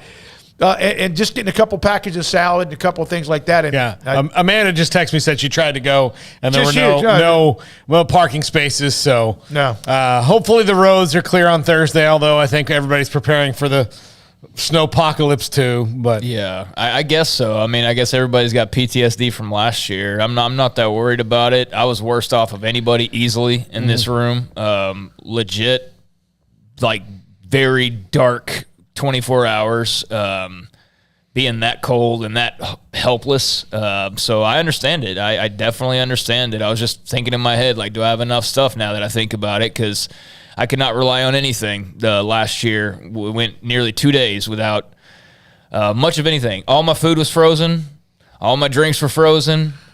I mean, I had nothing. I had no warmth, no nothing. It was awful. It was absolutely awful. And so, yeah, I hope that's not the case. And if so, I'm driving down to Austin and banging on the governor's door because Yeah. He's already backtracked his comments from a week ago. He's politicians are such schmucks. But he already, a tree could fall on a power line and technically we wouldn't have power. So I can't guarantee, that kind of thing after last week. Winter issues, we're good. And then this week technically, like, it's out of our control if a tree were to fall on a power line. It's like, yeah, man, you're already setting this up for... What you'll do is you'll just go on Sean Hannity and lie about it again. Exactly. That's what she did before. Yeah. You'll find one thing that people can grab onto and lie about it. And then just point and go, like, gun rights or something, and everybody, oh my God, and just forget what we were talking. I mean, is that not true though? Yeah. Like, you'll just point at something else. Well, of course, last year his thing was like, "Hey, I almost killed us all. No more masks." Yeah, build a wall. That's what he'll do. It's going to get cold here tomorrow night. Yeah, people are stupid, but and some of the games, who knows about the possibility of what happens? If you live with what I lived through last year, you're not like pulling any punches on the governor. You don't think I know? You came over because you were going to die if you didn't stay with me. I'm not going to hold back on how ridiculous that was. That was garbage. I had an incredible fire going. I did. In the fireplace, it was ready. Phil Venzer, hey guys, I'm disappointed today because found out that Glenn Thomas, our offensive coordinator at UNLV now, formerly with Baylor, is now at Arizona. He thought, Phil, you mentioned he was with Bryles. He was with Matt Rule. Yeah. Glenn Thomas. Also, that's I saw that yesterday. It's a good move for him. Kind of lost track of him a little bit since he left Baylor a couple years ago, but good on him. I know that Matt Rule thought very highly of him. Here's a note from Steve in Northwest Ohio forecast. Wednesday through Friday, rain, ice, 12 to 16 inches of snow, 25-mile-an-hour winds, stronger on the Lake Erie shoreline, 50 to 60-mile-per-hour winds. And guess what will happen there? Nothing. Power will stay on. Governor won't have to say anything stupid. Yeah, I mean, that's why I have an issue and why I'm carrying a grudge. All right, a lot of you still on the Texas Tech game tonight against Texas, that game in Lubbock, part of a doubleheader in the Big 12 tonight. When we come back, Craig Smoak and Off the Radar. And this is Sikkim 365 Radio and 365 Sports. BetUS.com, the 3-decade leader, Super Bowl prop bets, all that stuff going up right now at BetUS.com. So tons of stuff you can bet on Super Bowl-wise. And guess what? $50. That's all you need to start an account at BetUS.com to get this bonus. $50 will get you a 125% bonus on cash or 200% bonus on crypto. Use our promo code SICKM125 or SICKM200. So SICKM125 gets you on cash and SICKM200 on crypto, and that's just $50. It's all you need to start it. And look, if you're not going to bet on the Super Bowl, maybe you want to bet on college basketball. Maybe you want to bet on the NBA. Maybe you want to bet on many of the golf tournaments that are coming up. Maybe it's UFC, maybe it's boxing, whatever it is, they've got action at BetUS.com. BetUS.com. Use our promo code SICKM125 and SICKM200. This month, it's all about the championship drive as our hometown team celebrated the Big 12 championship and a Sugar Bowl win. So can you in your new vehicle from Allen Samuels Chrysler Dodge Jeep Ram in Waco. During the President's Day sales event, shop for power, performance, and reliability from our selection of the new 2022 Ram 1500 Lone Star. Are you planning your next adventure? Choose from a range of Jeep models including the 2022 Jeep Grand Cherokee. Take home the trophy from Allen Samuels in Waco. Come by. Let's be friends. See dealer for details. All offers have credit requirements. Automatic Chef Canteen is a full-service micro-market vending and office coffee provider with state-of-the-art vending equipment, a wide variety of products, and offering custom-fitted micro-market vending office coffee solutions for your employee break room. You want a full break room solution and a workplace oasis? Well, Automatic Chef Canteen, locally owned and operated for over 50 years in Central Texas, also includes in-house mechanics on call 24/7 for fast, reliable service and maintenance. Automatic Chef Canteen, 6900 Imperial Drive in Waco, or online at automaticchefcanteen.com. Did you know that 1 out of every 4 men have symptomatic low levels of testosterone and don't even know it? And if you think you're too young to worry about it, guess again. Low T levels can make you feel tired and grumpy, cause weight gain, and wreak havoc on your sexual desire and performance. Petty Clinic Low T can set up same-day blood screening and results, so if you're tired of being tired, I challenge you to man up and Google search Low T Waco or go online pettycliniclowt.com. It's a private clinic with an atmosphere catering to men. Affordable, only $150 a month, includes lab work, office consultation, testosterone injections, follow-up visits compared to $395 a month in Dallas or Austin, and you don't have to fight the traffic. Petty Clinic Low T is board-certified physician consultations, will provide the best form of brand-strength testosterone available.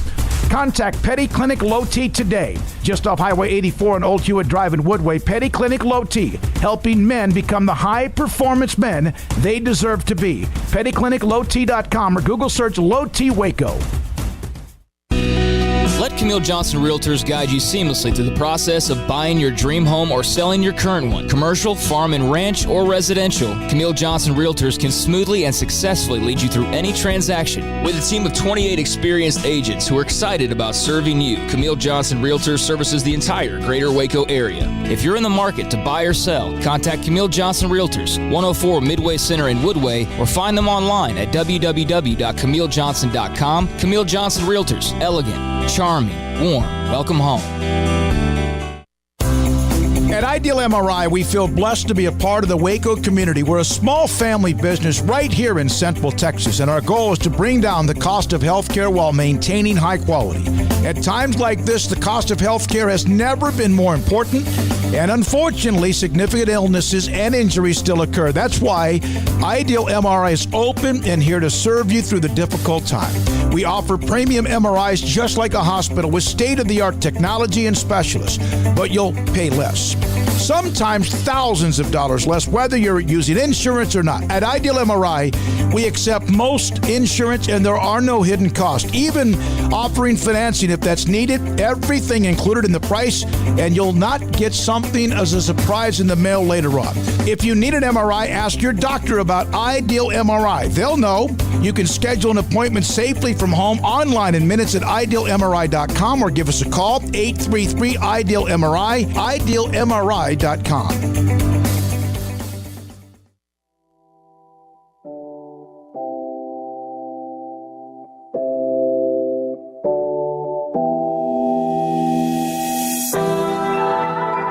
Welcome back to Sikkim 365 Radio. It's time for Craig Smoak's Off the Radar. Brought to you by Pickup Outfitters. Since 1997, we've been outfitting trucks, SUVs, and vans at 220 Lake Air Drive or createacommotion.com. All right, welcome into Off the Radar. Taking a look at a few stories we otherwise might not touch on or discuss all that much. For example, we don't spend a lot of time on the NBA, but I'm going to start off with the NBA here. And Ben Simmons, talk about a problem child. The Ben Simmons story, a summary of the last year or so for him. Game 7, 2021 Eastern Conference Semis. 76ers are competing for a spot at the for an NBA title. And Joel Embiid, after Ben Simmons decides to pass open open dunk, Joel Embiid cited that as a turning point in the game. You might remember that, right? The whole non-dunk and a lot of questions about how tough Simmons is and things like that. And Doc Rivers was asked after the game about it, and if Simmons was a good enough player to be a championship point guard, could he lead a championship team? And Rivers responded at the time, I don't even know how to answer that right now. So if you're Ben Simmons, you did do some kind of chicken-esque kind of move in the eyes of many people out there, and you did leave yourself open to a lot of questions about why you would pass up that opportunity. And look, it's not just that. There's been plenty of things with Ben Simmons, but he really that got him in his feelings in a major way. So Simmons had 4 years left on his contract, and he decided last August he didn't want to be on the Sixers anymore. And he told them that, and he said he wanted to be traded, and said that he'd be willing to miss training camp to make them trade him. And the Sixers have looked around, and they've tried to trade him, but they have not reached any agreements. And then he started to say that, he didn't play well with Joel Embiid. It's just it's always something with this guy. So then he didn't play well with Joel Embiid, and that their time was up. They had run their course together. And Simmons then missed training camp and did not play in the preseason, and then put his home up on the market for $3.1 million, his Philadelphia home. So the Sixers would start withholding money, and they put $8.25 million in escrow that would have been owed to him on October the 1st, but he's not showing up to anything. He's missing everything. So they put the $8.25 in escrow. So that's a quarter of his near $32 million contract that he's owed this year. Ben Simmons is owed $32 million. NBA contracts are just disgusting in a good way. So he comes back in October. 8 days later, gets thrown out of practice by Doc Rivers. And that was due to declining to substitute into a drill several times. He gets suspended for one game, their season opener, due to conduct detrimental. He had been fined previously $1.4 million due to his absence from preseason, missed practices, on-court meetings. It's like a whole Wikipedia thing on just the last few months for Ben Simmons, right? So then this just keeps going back and forth. He's absent again. He tells him it's a mental health issue, which that's why I think some people question the mental health thing sometimes, because he very well could be dealing with that. And then also at the same time, with all of his other shenanigans, it kind of seems like it might have been a cop-out, but who knows? Point of the story is the Sixers had stopped fining him. They start fining him again. He gets repeated fines. He becomes the most fined player in NBA history.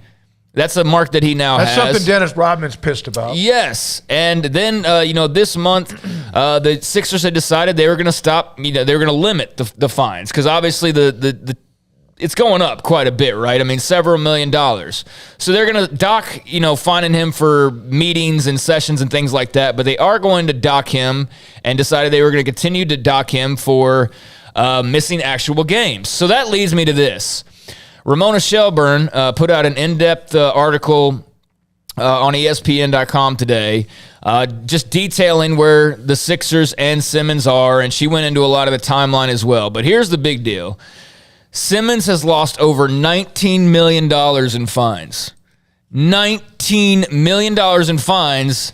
His whole career, you ask? No. Since the season began, he's lost $19 million in fines, $360,000 per game, hasn't cleared a paycheck since the $8.25 that was due to him on October the 1st. Every 2 weeks, the team sends a notice with an explanation of all the fines he's accumulated for failing to render services instead of what should be a $1.375 million paycheck. By the end of the season, if he does not play for the Sixers or any other team, he could lose another $12 million. So he's made over $60 million in his career, but he's looking at $31 million in fines in one season. And that's when you get to a point where your altitude of money financially is so high. And that leads me to his source, one of his sources. We don't give a blank about the money. That's not what this is. It's hard for people to understand, but if you believe in what you're doing and that this is not the right situation for you and you're trying to get to a better place, the money doesn't matter. Obviously, it's a financial hit, but you adjust. That is very easy to say when you already made like 20 bazillion other dollars, but I would say that's is that a human, and I know that's kind of a human trait, right? If you make $100,000 compared to $30,000 or $20,000, or if you make $1.5, things don't affect you as much. No, but then yet again, sometimes the richest people are the ones who are the most stingy. But I think what Ben Simmons has failed to learn is if you were just playing right now, it would freaking idiot. The money, if you were just playing, they would have already been able to trade you. One of the reasons people don't want to trade you for you is you've got a 4-year deal that they're going to have to pay all this money towards or give up prospects for, and teams don't know what's going to put you in your feelings and make you mad. So say he got traded to the Kings. A lot of people thought the Kings were going to kind of go all in on him and bring him out there. Well, if you're the Kings, the one question you have to ask is, okay, we're comfortable giving up Buddy Hield and this guy and that guy and a draft picks, and we'll make all the money work, and the NBA salary cap is kind of an illusion anyway, and all that. So we'll make all that work. But can you tell me what we have to do to avoid making him mad? And the Sixers are like, we don't know. We have no idea. Yeah. Everything makes him mad. So here's the thing. Money is important. There's so many athletes like this. I'm not done yet, because Doc Rivers has responded. This is how dramatic this is. And this is why I would I could never be a Ben Simmons fan. So, according to sources close to Simmons, so like all this has happened, right? He's lost all this money. He's missed dozens of games at this point. According to sources close to Simmons, he's still upset that Embiid seemed to blame him for last season's playoff loss, when Simmons did not blame Embiid for Embiid's poor showing in the playoffs against the Raptors 2 years ago. He's frustrated that Rivers didn't come to see him while he was training in L.A. last summer, and he doesn't dispute that he didn't hit reply when Rivers texted and called several times over the summer. But in hindsight, Simmons feels like Rivers and the Sixers should have done more, like show up at a well-known gym in the San Fernando Valley. Get the F out of here, dude. What a baby. Okay. So Doc Rivers gets asked about this, and Doc Rivers says, as far as the, him still being hung up on the comments and the Doc Rivers not coming to see him. And Doc Rivers said, that's the first time I've ever heard that. There's nobody that's been more supportive than me. I have a tape someone sent me of almost an hour of me over and over praising Simmons. You heard me last year every day. It's all posturing. That's why you haven't heard from me. I don't get involved in all that stuff. I'll leave that up to the front office and Ben's camp. I'm staying out of this part. But listen, some of this stuff I laugh at and I feel bad. I think Ben's a good kid. I want Ben to do well. I've always supported Ben. I want him to do well. It's just the excuses and all that stuff. One of the things I tell all my players that respect is a two-way street, especially these young guys. You can't expect to ignore us or not listen and they want us to do something different for you. You have to respect each other to be successful in life. It's crazy. Okay, if I just pop by either of your houses unannounced in 2022, your first reaction would be, what the F are you doing here? Hey, yeah. Very awkward, no? There was a time. Hello? There was a time before cell phones where if you were out and about and needed to go see somebody, you could pop by their house and they wouldn't think anything of it, because if you pop by their house uninvited, it was either something you as friends did quite often, or something must have been up that you needed. Like, hey, Smokey, I'm making something. Can I borrow some baking soda? Yeah, here's a baking soda. Now I get the hell out of your house. But you don't just show up. You don't take a private jet and just show up somewhere, also knowing that you could go and do all that, and then Ben Simmons may not accept your olive branch. You know, in the days of when I was growing up, and again, we all understand that's the 60s and 70s. When I'm in high school, elementary school, you could just drop in. You know, that was normal. You can walk down. You do that. Now you get you're gonna get shot. Yeah. But I mean, people like if there's cell phones now. I would just be like, you could have just told me because you have the things like, hey, I'm gonna pop by real quick. I need to borrow your tape measure. All right, I'm home. Come on by. Yeah, we value our privacy far more now than we ever did before, and it's just different. But yeah, that's the Ben Simmons story right now, and I mean, I just think he is super soft. I mean, when was the last time somebody just dropped in on you? I mean, it's been a long time. A friend of my mom's stopped by the house to hand us some food that they made, but that was it. Like, hey, just randomly? Yeah, you didn't know? They were on their way. I didn't know. And they didn't call. They're older though. They're their even pre-year era. They're pre-year era. Very pre. Okay, that's old. Could be your parents. That's how old they are. So they handed that to, and that's what they did. So they did. All right, Ben. So that's just. Oh boy, I don't know what a mess. That's a lot of stuff with Ben Simmons. It's just a mess. It's just an absolute mess. So yeah, he's still made millions, but he's losing millions and millions. So Major League Baseball. Spring training likely to be delayed as they still cannot get any progress going in these talks about the CBA. They had a CBA meeting, MLB and the Players Association on Tuesday afternoon. And according to, how do you say Passan? Jeff Passan? Jeff Passan. I always want to say Passan or something, but Jeff Passan, there was no significant progress, almost ensuring a delay to spring training. Players and executives both expect spring training to be postponed. How long is the big question? And the players have now been locked out since December the 2nd. Pitchers and catchers were supposed to arrive as soon as in 2 weeks on Valentine's Day. February 14th was a report date for many, but that's not going to be the case. MLB Players Association on Tuesday, their proposal included a drop in bonus pool request for pre-arbitration players from 105 to 100 million, blah, blah, blah. There was other reductions that were offered and things like that.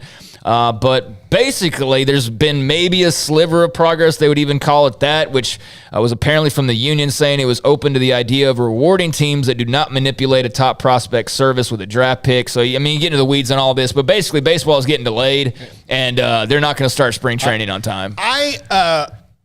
I don't know how the owners. This was coming for 5-6 years. Oh yeah, it's been and it was coming. The Players Association knew it for a long time. In that, when they put the competitive balance tax, what that long term allowed teams to do was say, like, look, if we spend more money, we have to pay more money to everybody else. So even teams like the Yankees and Red Sox and Dodgers don't want to, they'll spend over the luxury tax for a couple years. But if you go like 1 year, 2 years, fine, but it's exponentially big. So it gives the big market teams who help drive the salaries up a reason to bargain basement people. And then you've got teams like the Rays who are never going to give people big money. So you've got all this kind of different thing there, but what it's done is it's made salaries go down the last 5 years in baseball. Well, if salaries keep going down, and listen, I know nobody feels bad for baseball players who make, a minimum of $600,000 a year, but if that was your business and they went down 5 years in a row, everybody would be like, hey, we got to stop this. Yeah. So again, it's such an important deal for them to get baseball, set off on time that they waited 43 days between this meeting and their last one. 43 days between meetings. Because until it is drop dead, they don't. There are no deadlines. Yeah, so, baseball is going to get delayed, which, the video game's still coming. And I wanted to mention that Shohei Ohtani is the cover man for MLB The Show 2022. That's awesome. Which, that might be the only baseball we get all year is the video games, quite honestly. But he will be on Sony's MLB The Show following, obviously, an incredible 2021 season. He's the first Asian American to grace a Big Four pro sports video game cover, which is kind of cool and not a note I would have necessarily thought of, but he is. And, Shohei Ohtani is going to be on MLB The Show, joining the likes of Ken Griffey and Miguel Cabrera and Bryce Harper and so many others. So cop that, I guess, here in a few weeks. What's going on at Auburn? This was a story that was over 24 hours old, but offensive coordinator Austin Davis, we didn't talk about this yesterday, but resigned after just 1 month on the job. He said in a statement that he was stepping away for personal reasons. He's just 32 years old and was the quarterback's coach of the Seahawks the last 3 years. He was going to replace Mike Bobo on Brian Harson's staff, but now Auburn's still looking for an offensive coordinator. And I don't know if more has come out since this was initially dropped.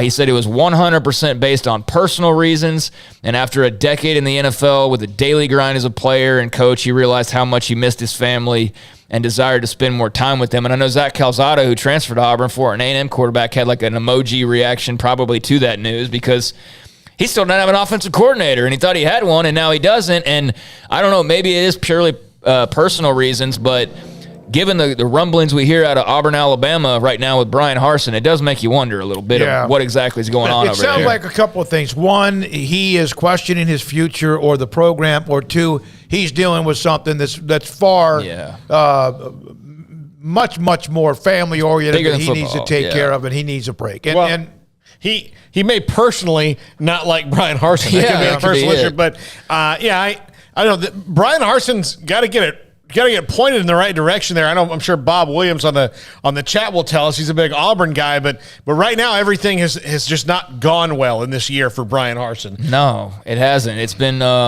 very, very off. Couple more notes. We have time for it? Yeah. Okay. One. Washington Huskies offensive tackle Jackson Kirkland has decided to opt out of the NFL draft and hopes to return to college. He's first team All Pac-12. He learned that he had an ankle injury that was far worse after suffering it during the season than he originally expected it to be. So he's had surgery today with Dr. Robert Anderson, is expected to make a full recovery. But he had almost entered the draft following 2020, decided to come back for a fourth year, had posted all the goodbyes and all of that, but he was ranked the number 10 offensive tackle in Mel Kiper's rankings, and I'm sure it was probably in that vicinity in other rankings as well. Jackson Kirkland was bound for the NFL, and now he's bound to return to college football. And the last thing that I will mention here, I have to mention this because Max Olson just put this out. There's a couple more stories. I mean, Ken Dorsey, the new OC in Buffalo, replacing Brian Daboll. We kind of expected that to happen. Packers fired their special teams coach, which is also not much of a surprise. But Max Olson, a little transfer portal update. 6 months into 21-22, right? 1,354 FBS scholarship players are in the portal. 32% more than this time a year ago. 32% more players in the portal than this time a year ago. And this was an even more interesting stat. Currently on pace for nearly 20% of all college football to have entered the portal in 1 year. So that's the kind of change that's happening, and you either get on board and get with it, or you be stubborn and find another sport to like. I just kind of hope it stays around that number. Yeah. Like 1 out of 5 to me is something I can deal with, and I think it is probably at the edge of reasonable. But if it gets to 25, 30, like if a third of the people are in the transfer portal, then there's an issue. Yeah, so it's a little less than 1 out of 5, or a little more than 1 out of 5 at this point, but there's a few things off the radar. Thank you, Craig. Golly, the Ben Simmons thing makes my head hurt. Crazy, yeah. It makes my head hurt badly.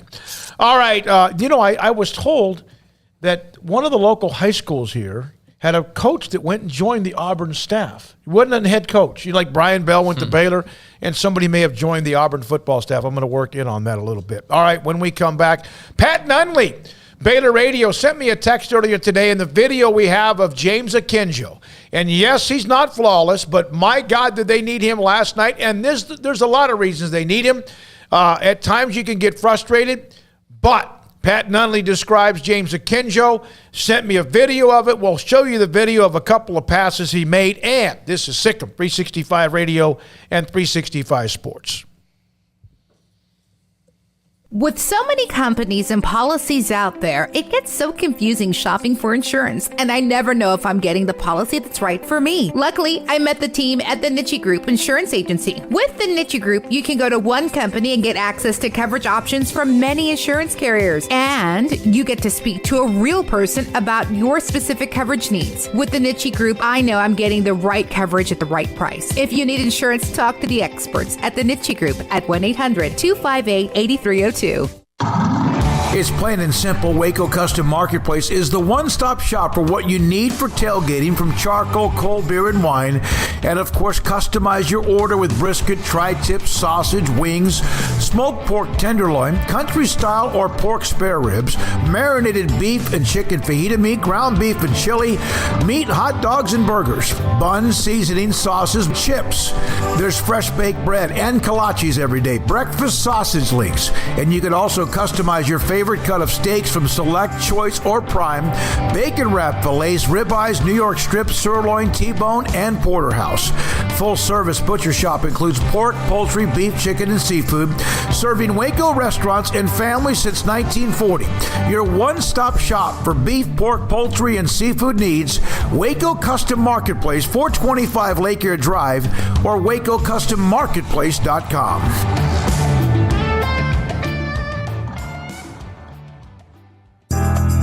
Riverbend Liquor and Wine, Lakeshore Drive at North 19th Street in Waco, is a hidden gem. They've got a great selection of spirits, wine, and the most extensive selection of craft beer in Waco in their gorgeous walk-in fridge. And they have an amazing array of high-end bourbons like Pinhook, Weller, Buffalo Trace, Brush Creek, Hotel, Garrison Brothers, Thomas S. Moore, Hooten Young, and Bardstown. Great customer service and a convenient and speedy drive-through window. Riverbend Liquor and Wine. Find out more on Facebook and Instagram.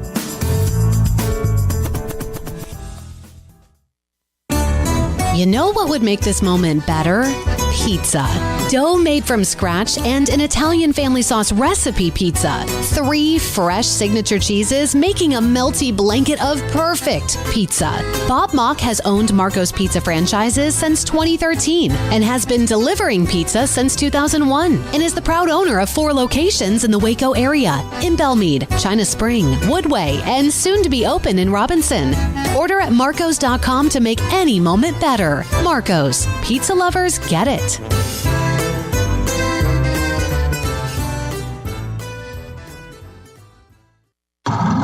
It's plain and simple. Waco Custom Marketplace is the one-stop shop for what you need for tailgating, from charcoal, cold beer, and wine. And, of course, customize your order with brisket, tri-tip, sausage, wings, smoked pork tenderloin, country-style or pork spare ribs, marinated beef and chicken fajita meat, ground beef and chili, meat, hot dogs, and burgers, buns, seasoning, sauces, chips. There's fresh baked bread and kolaches every day, breakfast sausage links. And you can also customize your favorite favorite cut of steaks from Select, Choice, or Prime, bacon wrap fillets, ribeyes, New York strip, sirloin, T-bone, and porterhouse. Full-service butcher shop includes pork, poultry, beef, chicken, and seafood, serving Waco restaurants and families since 1940. Your one-stop shop for beef, pork, poultry, and seafood needs, Waco Custom Marketplace, 425 Lake Erie Drive, or WacoCustomMarketplace.com.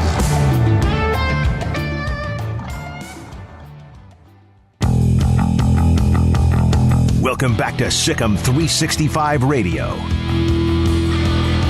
Altmaier batted and intercepted. And it's Walcott bringing it back. Could he? Wire to wire, Sikkim Bears. How about it? The 5 o'clock hour is sponsored by Edward Jones Investments with financial advisor Ben Erlinson, who'll navigate you through today's financial climate. Edward Jones, making sense of investing. Now here's David Smoak, Paul Catalina, and Craig Smoak.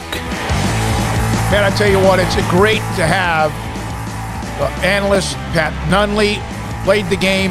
Now Baylor Radio has been for a long, long time, and he's been on with us. And he sent me, I'm going to show you this video. Pat's going to join us here momentarily. Here's something he sent me earlier today from ESPN on Baylor guard James Akinji. It was like 20 seconds long, but I think there's audio. Armstrong, I'm not sure if that can be attached to it as well. By a point.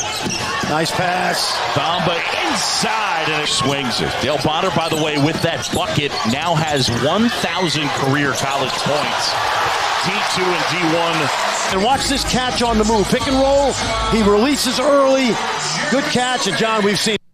All right, so that's from ESPN, the broadcast last night. Baylor somehow gutted one out. West Virginia was amazing in a lot of ways with what they did. Pat Nunley said, this is why, and Pat, I don't think you mind me saying this, why we need him. And this James Akinjo, and Pat Nunley joins us.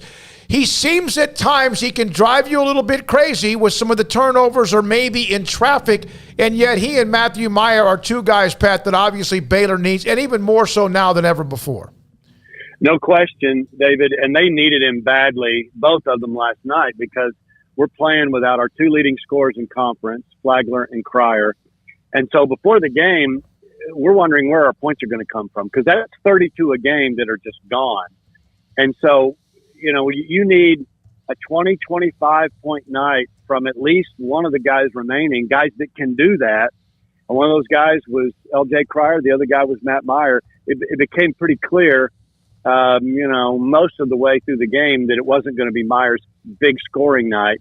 But James Akinjo did it, and it was like, you've got to score. Well, he got 25, and we don't win without him. And think about it, too, David. He was a marked man. I mean, we have two scholarship players available to play guard for us, and one of them is Dale Bonner, who's a nice player, but he's not going to get you 25. So that was the challenge. Excuse me. And he responded. Big-time player. Pat, it looked to me like he kind of started to find his sea legs again late against Alabama. Obviously, there were a lot more things going on at the end of that game. But for him individually, it looked like he got his confidence back maybe at the right time. Yeah, and I think he got his legs back. And, you know, when you're not playing, you're not practicing, which is a big deal, and then you get thrown into game speed, game atmosphere, your adrenaline's flowing. It just takes more than I think most people realize to get back to where he can play. And think about this, two guys. He played over 36 minutes last night. So he's got the ball in his hands. He's got the pressure of really needing to score. And we needed him 100%. It's interesting. After the game, we said, "Are you tired?" He said, "No, let's go again. I'm ready to go again." That's his mindset. And man, did we need him. What did you think of the way Matthew Meyer was able to turn it on there at the end of the game? You know, I know there's a lot of frustration in that first half, but they don't win that game without him last night. No question, Craig. That's a great question. And the whole game, I'm going, Matt Meyer's not through yet. I mean, he had 0 points until 3.5 minutes left in that game. He was 0 for 4 at the free throw line. And I'm over there saying, if Baylor's going to win this game, Matt Meyer's going to have a lot to do with it. And then he scores a bucket with 3.5 to play. And then he got 7 more in a span of about 90 seconds. So the jury is in on Matt Meyer, and that's why I said what I said. You know, you think about the Big 12 championship game a year ago, Big 12 championship at stake, and he goes off, makes play after play against West Virginia up there. The run through the NCAA tournament last year, big night. I'm thinking of Wisconsin, Villanova, you know, name it. He's a championship caliber guy, and his level of mental toughness is off the charts. So I felt like we were going to hear from him, and we did. You scored 9 points in 3.5 minutes. He got 2 offensive rebounds and putbacks. He takes a 3 that we're all going, oh my gosh, and it goes in. And so you got to have Meyer, and without him, like you said, Craig, we don't win that game. With James, without either one of them, you're right. Not only that, but going forward, and with the not sure about Cryer, and obviously with the Flagler all of a sudden joining the list of the injured, they seem to be 2 players that can make you want to like tear your hair out, and yet they are also 2 players that you can quickly fall back in love with. Is that fair? Oh, that's absolutely fair. And what I would say about both of them, David, is that they're both worth it. Whatever headaches they give you along the way, they're just worth it. They are. And 2 guys who have seen a lot of basketball, big-time basketball, lots of close games at the highest level that college basketball has to offer. So, you know, Akinjo turns it over 4 times, but he's got to do it. I mean, he's going to have the ball in his hands more times than anybody else.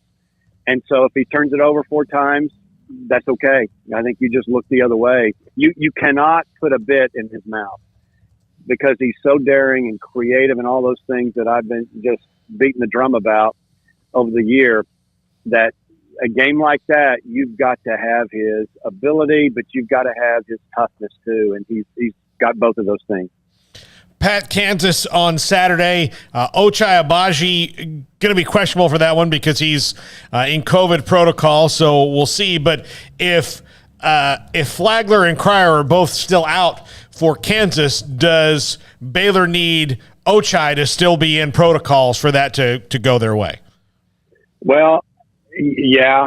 I mean, let me back up. Baylor can win without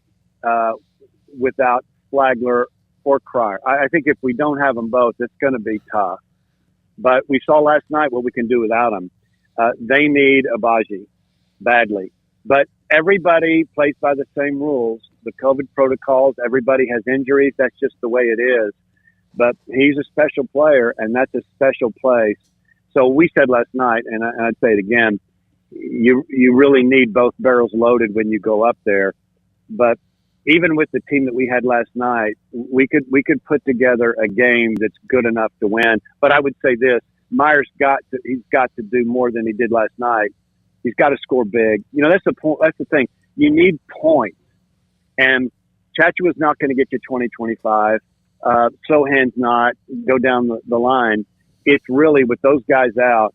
It is Akinjo and Meyer. Those guys can score big points.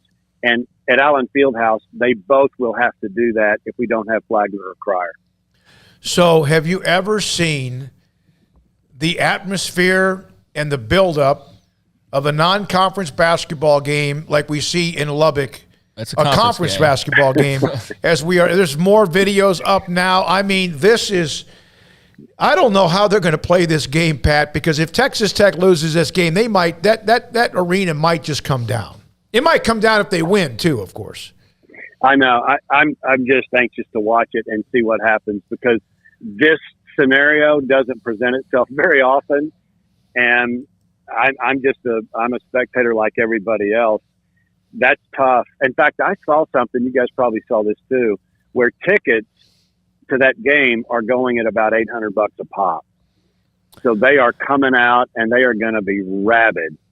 I don't know really what to expect, but you know, the day Chris Beard announced he was going to Texas, this date was circled on the calendar, and here it is. We're here, about to see what happens. It's going to be fun. Hey, not only that, but now stuff's coming out. KMAC News and Red Raider Nation are reporting that Mark Adams and Chris Beard got into some sort of confrontation at the arena last night. Who knows how true that is, but that's just putting more hot sauce on this. On our site, I'll say this, because I saw that flare up earlier, Ashley, who's pretty tied in, and then all of a sudden I saw the report from out of Lubbock as well, so I don't know. I don't know who to believe, but they were just talking about how well they get along, but you know what? Maybe just the atmosphere got to them. I don't know. If the students, almost tipped over the bus last night on the way in, things might change. Gosh. Yeah, craziness. Well, if you take all that out of the mix, then you can't. But this is a big game for both teams. I mean, Texas needs a signature win. They just don't have one. And Texas Tech wins this one, and they start to separate from that middle echelon in the league. I mean, they're up in the upper echelon, obviously, but this is the point in the league where teams start to separate a little bit. There's not a big difference from top to bottom. Anybody can beat anybody, but we're now starting to play for a real championship. And this one in Lubbock tonight, all the other stuff aside, has championship implications for Tech for sure. And then if Texas wants to make a case, they need to start tonight. I think they're starting to run out of time. Pat, we got listeners from all over the place, and I know we do have some Bama fans that listen. I was just curious your thoughts on seeing the Crimson Tide up close and personal, and obviously they got the big win this past weekend.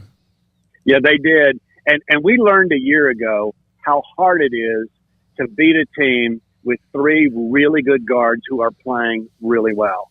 Like, when our three were going last year, you weren't going to beat us.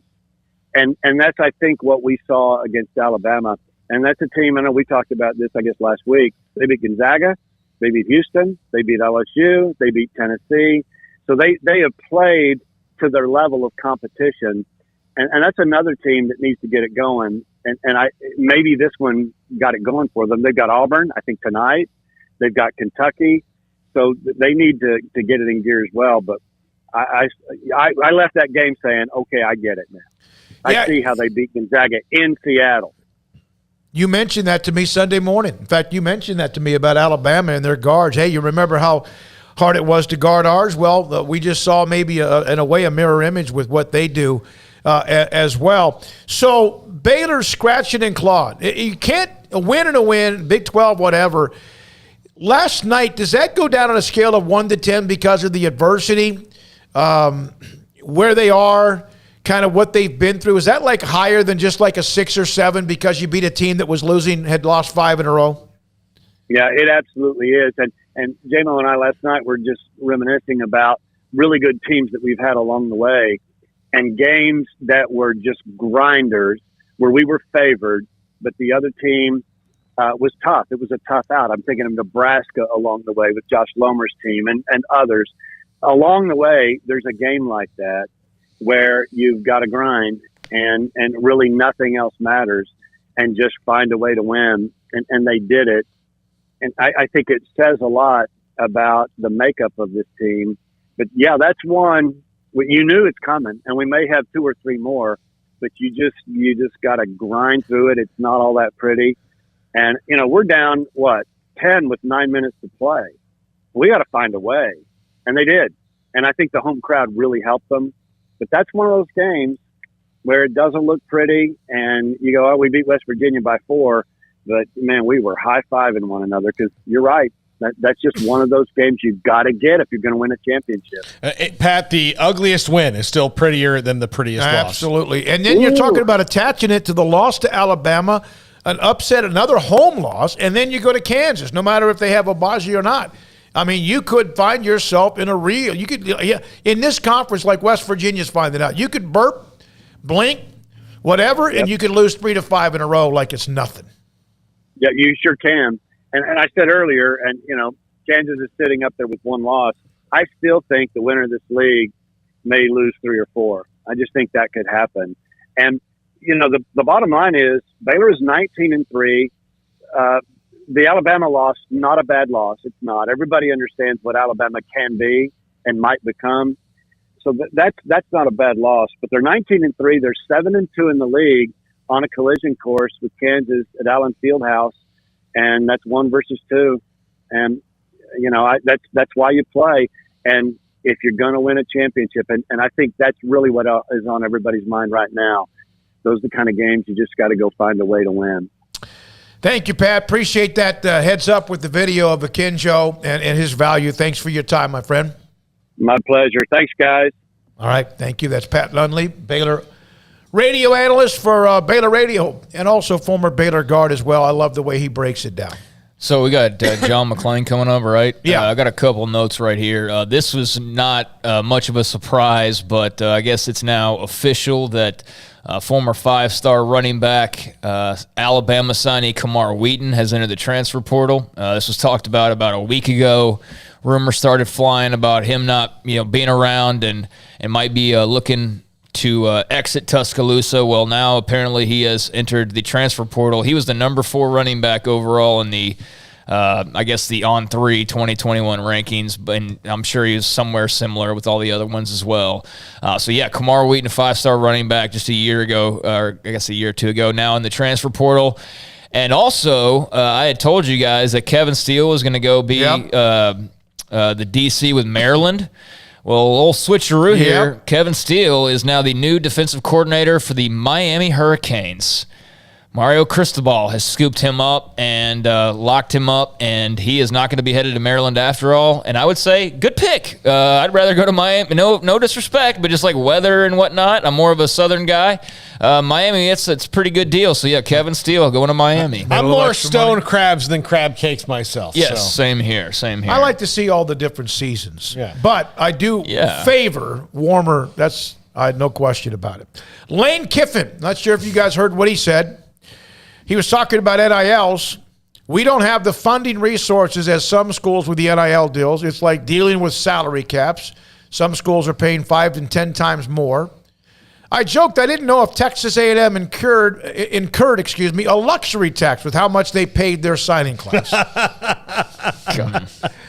And I'm laughing just because you couldn't replace anything because we've heard A&M, 30 million, whatever. It's like somebody told me the other day, hey, we've been doing this, now we can do it legally.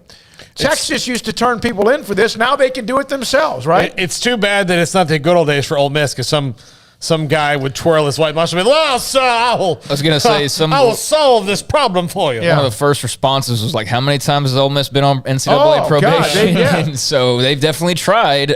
But, yeah, I think he's really playing that up. I think he knows that Ole Miss is probably as involved as most anybody else, but he's very smart. He sees an opening and he takes it. And he's definitely having fun with, picking on the transfer portal and some of the schools that are up to what they're up to with NIL. And some A&M fans, of course, not happy with it. Because it makes – they're not the only ones, but they probably always weren't the only ones. Lean into it, Aggies. Be proud. Yeah, you can do it now. Be proud that you can do it. Wait to be proud until you actually hoist a national championship trophy. And then after that, be like, yes, we can do this. Yeah. Come here, make some money. Wouldn't be bad to win a division and also the SEC. But it's hard. And I don't care how much you spend or what you do or how highly ranked your class is. It doesn't always work that way. I'll tell you in the podcast today, I got 3 questions about NIL.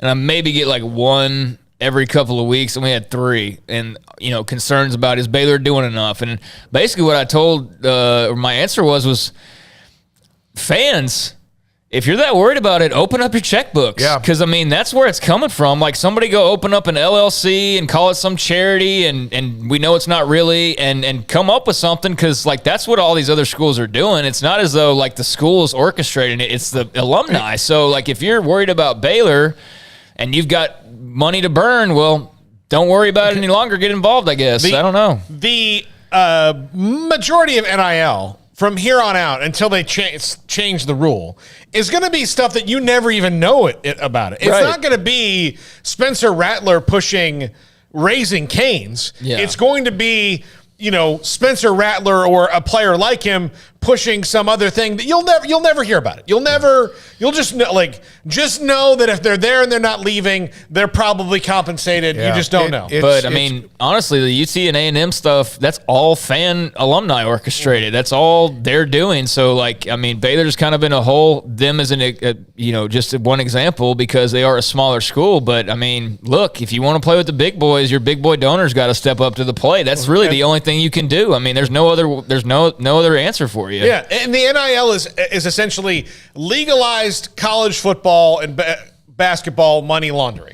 Well, Glenn Kiffin said, can you imagine what the NFL would be like if only like 2 teams had no salary caps and everybody else did? And I was like, oh, yeah, that's when the Cowboys used to win Super Bowls. I mean, nobody had a salary cap. Then the salary cap came up. But I mean, he does have a point, though. I mean, every other sport out there, not necessarily in college, but in the pros, they all have things in place, like, hey, if you're not spending as much money, here's some compensation, to try and, I mean, the NFL is so good about keeping it competitive. That's why they have playoffs like they had this past week. The Bengals are in the Super Bowl. Yeah, you have to draft well, but you also, it's the way the league is structured, and with no structure in the NCAA, I mean, I do think there is even more and more of a gap that's going to be created, and that's something that I would be worried about if I was them. But hey, they'll worry about it in 2 years when it's already too late, I'm sure. The Brian Flores story, of course, is broken nationally about him suing the NFL. There's a lot of feedback. I never did like the Rooney Rule, and the reason I didn't is I thought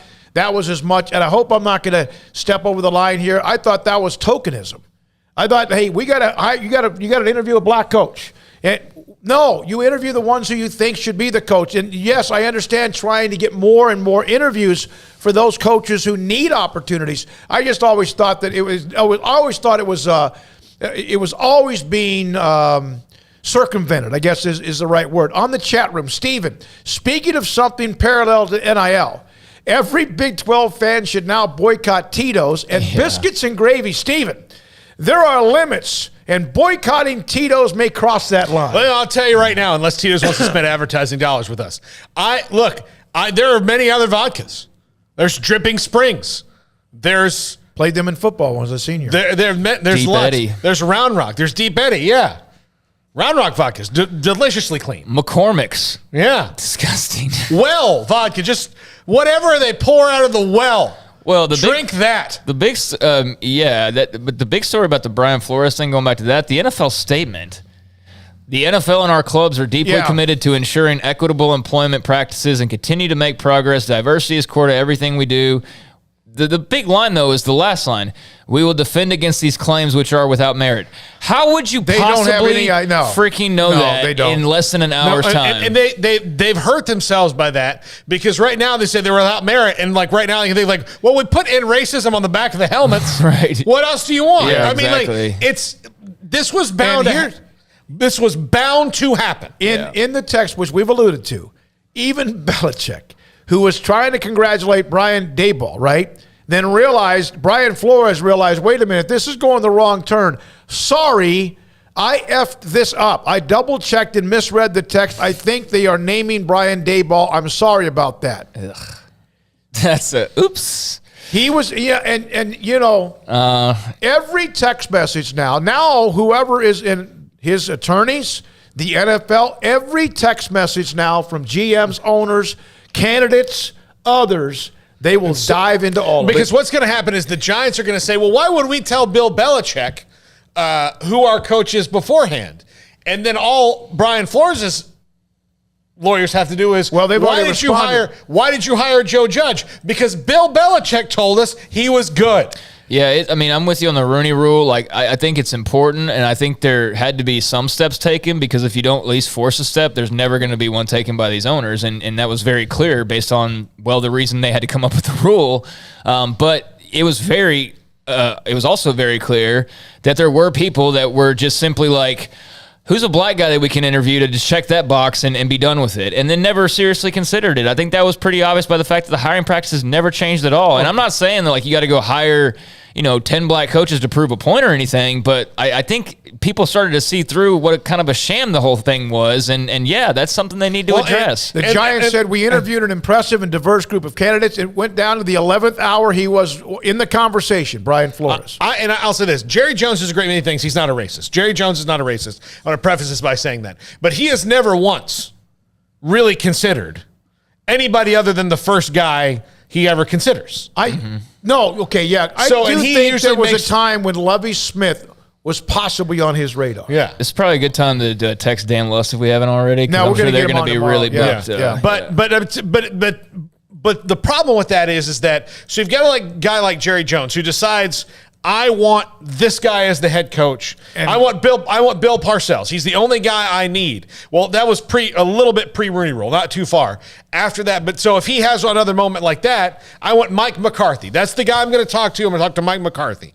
And so if he only wants to talk to Mike McCarthy and he hasn't even thought about Eric Bieniemy, or he hasn't thought about Brian Flores, or he hasn't thought about Byron Leftwich, it's not him being a racist. It's just he gets myopic and focused. And so then that's why you have to have the Rooney Rule, because guys like Jerry will just be like, well, this is the guy I want to hire. He's circumvented it anyway. Yeah, exactly. So he's still you have the Rooney Rule because of guys like Jerry, and Jerry might have circumvented it. All right, we got to come back. John McClain will give us even more insight on this, on not only Brian Flores, but much more. The NFL, the Super Bowl is set as the Rams will host the Bengals, and what a story Cincinnati has become. Sikkim 365 Radio and 365 Sports. From the first workout to the last practice, sports is an incredible challenge. Hi, this is Dan Ingham with the First National Bank of Central Texas, and we're proud to support each athlete, every parent, and our educators. From families, small businesses, to the biggest industry, we're here to help. With remarkable products like First Free Checking, we've got banking ideas that fuel big dreams. The First National Bank of Central Texas. Familiar faces making local decisions. Member FDIC, Equal Housing Lender. You want to know why Stonewood Dental is so successful? Listen to what happy customers have to say. It's pleasant. It's different than any other dentist office. I really feel like they care. And it's not that you're here for 2 hours waiting on someone to take care of you. It's quick and easy, and I bring my kids, and my kids love being here too. They really love the treasure box. Staff is really nice and accommodating, real friendly. You feel more like home. It's not sterile looking. Everybody has their own personalized rooms with decorations and decor, and they'll even have a blanket for you when it's cold. I've recommended people to actually come here, and they are patients now. I really love it here. It feels like family. Learn more, stonewood-dental.com.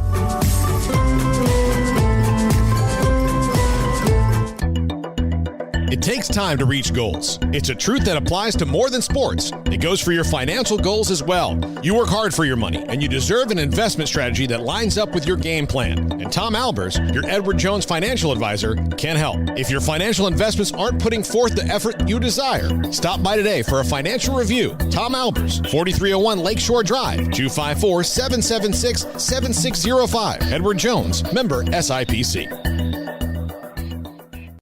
Brad Boozer, Boozer's Jeweler, joins us on Sikkim 365 Radio.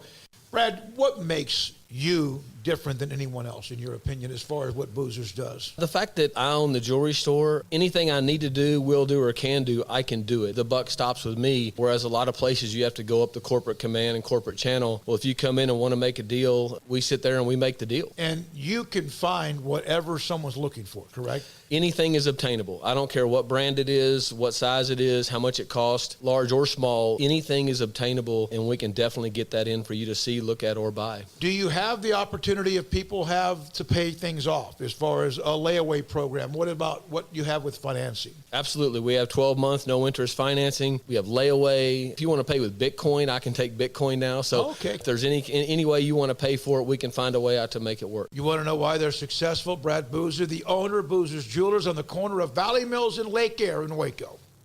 Baylor University is where lights shine bright.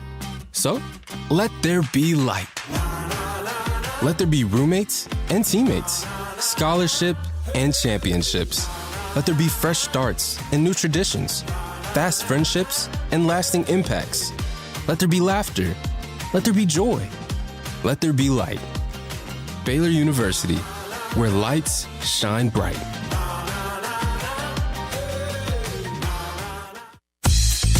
Baylor Scott and White, Southwest Sports Medicine and Orthopedics, the team physicians for Baylor Athletics, diagnosing and treating all sports-related injuries, including concussions. These specialists also provide orthopedic services for athletes and non-athletes alike, whether it's knee or shoulder pain, hand or wrist injuries, orthopedic spine care, and even an arthritis and total joint clinic. Trust the doctors Baylor Athletics trusts. Baylor Scott and White, Southwest Sports Medicine and Orthopedics wants to get you back in the game.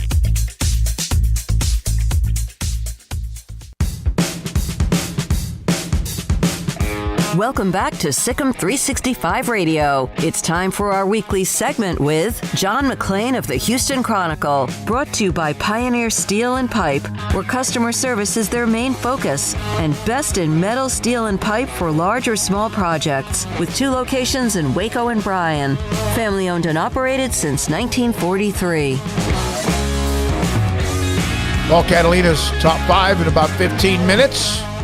Mac Rhodes on earlier today, Pat Nunley. We've heard from Carlos Silva in Lubbock with the crazy of Texas Tech hosting UT, and Evan Miyakawa as well. Now Hall of Famer John McClain. John, a little bit of a bombshell, I guess, from earlier today. The claims from Brian Flores against the NFL or about the hiring practices, text messages. I know it's just happened.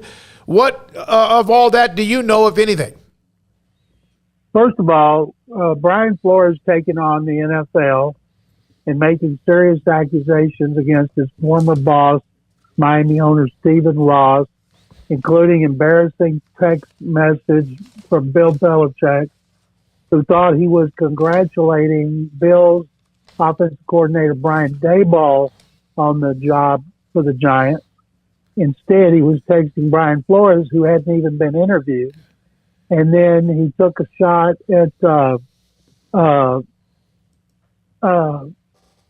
let's see, who else? John Elway. And the Broncos have responded, and the Giants have responded. And I'm guessing there's 5 openings left. Texans, I think, are going to hire Josh McCown. Flores has interviewed twice, along with McCown and Philadelphia defensive coordinator Jonathan Gannon of the 6 they interviewed overall. But when you take on the league like this, it won't surprise me if his next job's not a major college football program. Yeah, John, he's taking it, he kind of the way he said it in his statement is he kind of knows that he may never coach in the NFL again. The way that these things go, it might be his Curt Flood moment. And that would be too bad because he's coming off back-to-back winning seasons. And it's obvious he's irritated at Stephen Ross for firing him. But for word leaking out, he was difficult to get along with, which is what a lot of people said. He went through multiple offensive coordinators, defensive coordinators, quarterback coaches in 3 years. And he didn't like that because that's the kind of thing, I'm sure in his interviews, people are asking him about it, and he doesn't believe it. People are not going to admit they're bad communicators, but there's a lot of people that dealt with him, and I'm not just talking about people who worked with him, but people who covered him who said that. And the thing about Belichick and that text that was an accidental text, making Bill Belichick look bad in a lawsuit, I was stunned because Belichick gave him his opportunity in the NFL. They worked together for 15 years, and I'm just really surprised he would do that to Belichick. John, do you feel like the Rooney Rule has been effective? No. When they put the Rooney Rule in there, originally you had to interview a minority candidate. And they've modified it. Now it's 2 minority candidates. You have to interview 2 general manager minority candidates. They set up a draft choice system last year. If you lose a head coach or if you lose a guy who becomes a head coach or a general manager, you get draft choices. If you lose a head coach and a general manager, you get 4 compensatory 3rd-round picks over the next 2 years. So they're encouraging teams to develop front office executives as well as assistant coaches who are minorities. There's only 3 minorities in the NFL. That's Mike Tomlin at Pittsburgh, Robert Saleh, who's Lebanese with the Jets, and Ron Rivera, who's Hispanic with Washington. Brian Flores was fired after last season. David Culley was fired after last season. I believe that the most minority coaches we've had at one time was 7. And I go back to something Warren Moon told me in the late 80s when I was talking about, we're writing about black quarterbacks. I was doing a story with him. He said, until you have black ownership, and then the black ownership hires black general managers and black head coaches, you're not going to get as many black quarterbacks as you should or deserve the jobs. And now that's not an issue with black quarterbacks. And maybe someday it won't be an issue with the head coach, but Warren said you've got to get ownership because people tend to hire people they feel the most comfortable with. John, it's amazing today. So much is going on, and obviously that has been the most front and center. So the NFL says that they have they'll defend against these claims which are without merit. How do they know that? Well, they're going to say that. That's what lawyers always say. Lawyers deny everything right off the bat. One of the things they'll say about the Giants is they've interviewed multiple minority candidates. Leslie Frazier, Buffalo's defensive coordinator, twice. Joe Shane, the new Giants general manager, came from the Bills. Most people thought he was going Brian Daboll, and that's what he did. And so unless Flores' lawsuit can prove that Daboll had agreed or signed a contract, and they won't be a signed contract, and that he was discriminated against. So it's something that could go a long time. You know, as we always say, the lawyers are they're the ones getting the money, so they'll drag it out as long as they can. But it's certainly going to be fascinating to watch. So, John, how does the NFL, I mean, outside of, maybe winning this lawsuit or settling this lawsuit, how does the NFL fix this problem? They don't fix the problem. You can't make owners hire people. You can't make them hire a white guy. You can't make them hire an Hispanic or a black guy. You can do everything you can to encourage them. You can tell them, we'd like you to do this, but you cannot make them hire someone they don't want to hire. John, Tom Brady, some guy named Tom Brady finally calls it quits, announcing his retirement today. Obviously, we could run down the list of accolades, but that would run out the rest of the show. So, 7-time Super Bowl champion, your thoughts on one of the greatest ever deciding to call it a career? The greatest quarterback in history, it's indisputable. There's no way anybody can make an argument for anybody else. And everybody else is competing for number 2. The 5 greatest players I've seen going back to when the Cowboys and the Oilers were born in 1960, and I was 8 years old in Waco. The 5 greatest are Jim Brown, Tom Brady, Jerry Rice, Lawrence Taylor, and Reggie White. And it'd be hard to argue that one of those guys is not among the 5 greatest.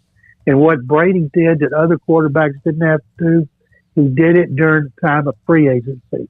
His teammates came and went. His coaches came and went for the most part. And some of them left and came back after they got fired. And yet he continued to excel.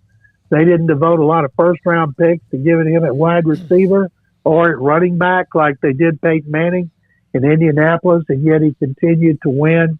And his durability and his magnificent ability to bring his teams from behind, those are the 2 things that stood out the most to me about Brady's unprecedented career. John, he played with Randy Moss as a Hall of Famer.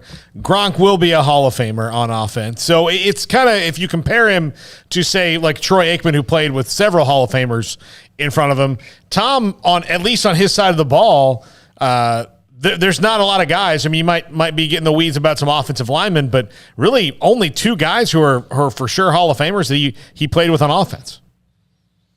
And the Patriots haven't had a lot. Ty Law, Richard Seymour has been a finalist multiple times. I believe at some point he'll make it.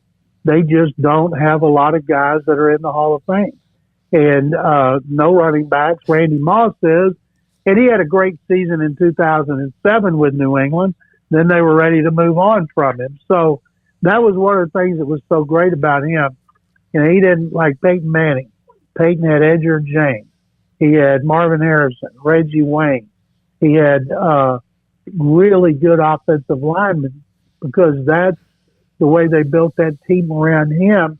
And then they were very smart. They got 2 pass rushing defensive ends, Dwight Freeney and Robert Mathis because they figured they're going to be ahead most games, and the defensive ends could get after the quarterback. It was a great strategy. It resulted in 2 Super Bowls and 1 victory.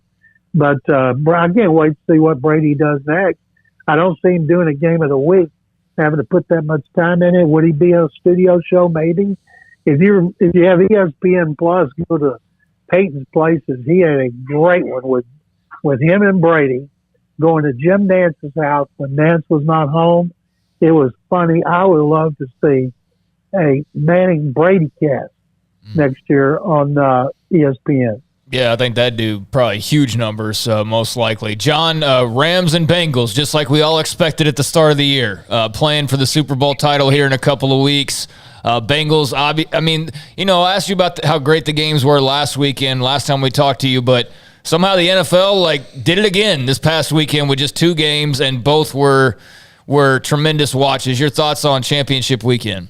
The Rams expected to get this far because they paid so dearly to bring in veteran players, traded 6 number ones and other picks. Don't have another number 1 until 2024. So they went all in.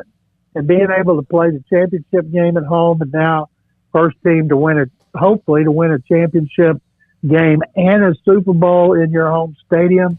If they pull off what Tampa did last year, that means the Cardinals are going to win it next year in Glendale, Arizona. And so I look for the Rams with Matthew Stafford, who's 33, has had a great career. He's won 3 playoff games.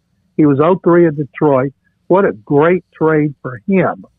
And Sean McVay and Stafford were under more pressure than any coach and quarterback going into the playoffs because of everything that they've done to get to that point. And they've lived up to the expectations. Of course, nobody thought the Bengals would get here. I covered the Bengals' 2 Super Bowl losses to the 49ers. The last one, 88, was a heartbreaker. So I kind of have a sentimental place for the Bengals.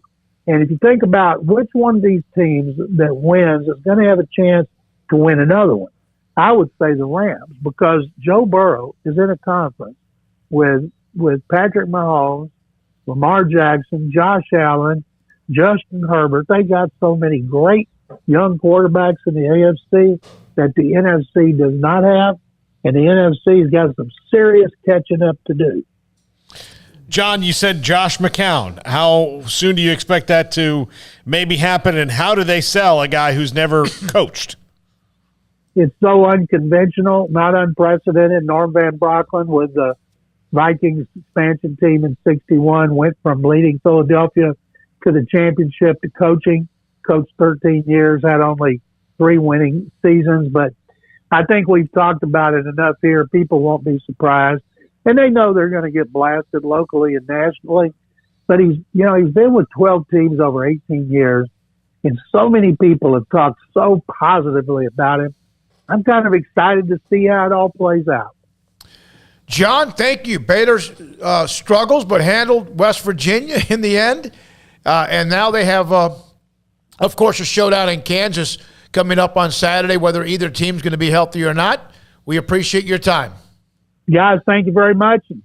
Sick 'em. That's John McClain as well. And more of this information, some of the message board talk or the Twitter talk about the possible confrontation between Mark Adams and Chris Beard and how vicious it's become as far as outside. And it's unbelievable. It's going to be so much. Oh, well. I mean, if that's true, what he's saying, then that would make some sense, kind of referring to maybe Beard not being very high on the way some of the anger has been handled, I guess, is kind of the way, I guess wanting Mark Adams to kind of hey, let's calm down a little bit on this, it's getting a little too serious, and that's what he's saying. I mean, I'm sure we'll hear far more about it, though. I mean, if that really happened, I'm sure we'll hear the story before all is said and done. I am going to say, I wonder if Texas Tech doesn't come out and they are so into this thing that they forget about playing basketball. Or they could come out and just be up 20-0. Yeah, in a blink of an eye. When we come back, Paul Catalina wraps it up. Top 5 at 5:55. Three Nations Brewing Company has 16 different beers on draft with a new beer every Friday. It also offers 2 air-conditioned tap rooms, a large indoor beer hall, a second-floor mezzanine offering a great overview of the brewing company and equipment, and patio where you can relax under the shade. Plus, you can now experience the new Three Nations Beer Garden Grill on our shaded patio with socially distanced seating for your enjoyment. Grab a cold beer and enjoy a bite from our freshly prepared and delicious menu. Street tacos, quesadillas, freshly cooked burgers and dogs, and veggie burgers too. State Fair tornado fries, nachos, and so much more, all prepared and cooked on site. So come visit the award-winning Three Nations Brewing Company on East Vandergrift off I-35 in Carrollton.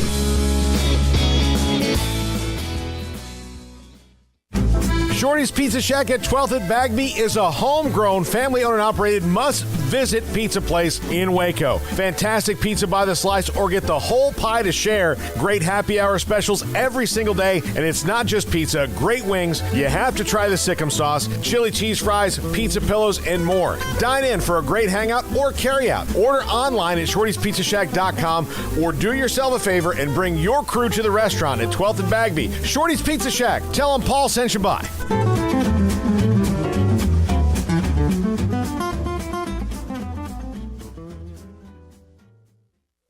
Stepping into the boots of a U.S. Army officer can add confidence and leadership skills to your son or daughter's career path. See all the things they can achieve in our boots at GoArmy.com. U.S. Army Waco Recruiting Company, 254-598-8131 or 254-776-1543. It was broad daylight. I stepped into a gas station for 5 minutes to grab a snack, and just like that, my car was broken into. They made out like a bandit. My laptop, my phone, everything. I called my agent to see what could be done, and he restored my faith in humanity. My claim was processed so quickly, and I was able to recover my losses. Stop by and see our agents at one of our 3 McLennan County locations. Coverage and discounts are subject to qualifications and policy terms and may vary by situation.